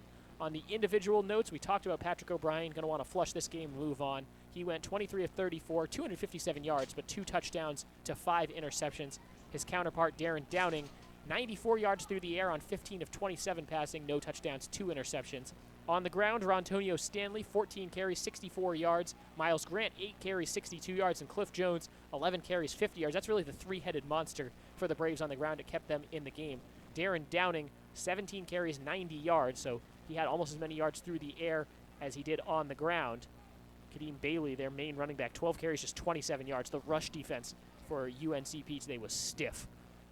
Through the air, the game ball, the player of the game, definitely goes to B.J. Bunn. 6 catches, 109 yards, long of 48, and the 1 touchdown. Rick Mack also pitched in, 5 catches, 67 yards, and John Allen, 5 catches for an important 36 yards. And just going on and on, could take a look at the defense for just a moment. As you look at the total number of tackles leaders for each team, it was Devon Hunt for Shaw led the game with 10 tackles. Sean Everett led the way for UNCP with 6 tackles, also had an interception. So he would also be your player of the game on defense for the Braves. And all in all, Petey, a good win for the Braves, but plenty of work to do. Work to be done, work to be done. Coach Richardson down the field talking to his team right now. From our vantage point, doesn't necessarily seem too happy. A win is a win, but Coach Richardson, the Braves, there are some positive things you can take away from this game. The running backs, all 3, none of them put up huge numbers, but they all had very successful days on the ground. The 3-headed running back monster at UNCP, it's a real story right now to watch, because each of these guys can put together good. It's one drive for you, one drive for you, one drive for you, but they're all fresh throughout the whole game. That will wrap things up for us from Durham County Memorial Stadium. The Braves improved to 3-0 on the season with a 38-19 win over the Shaw Bears. For my broadcast partner, Petey Powers, this is Cameron Songer saying thanks for listening. Have a great rest of your day, and be sure to tune in next week when the Braves take on the North Greenville Crusaders. Thanks again for listening.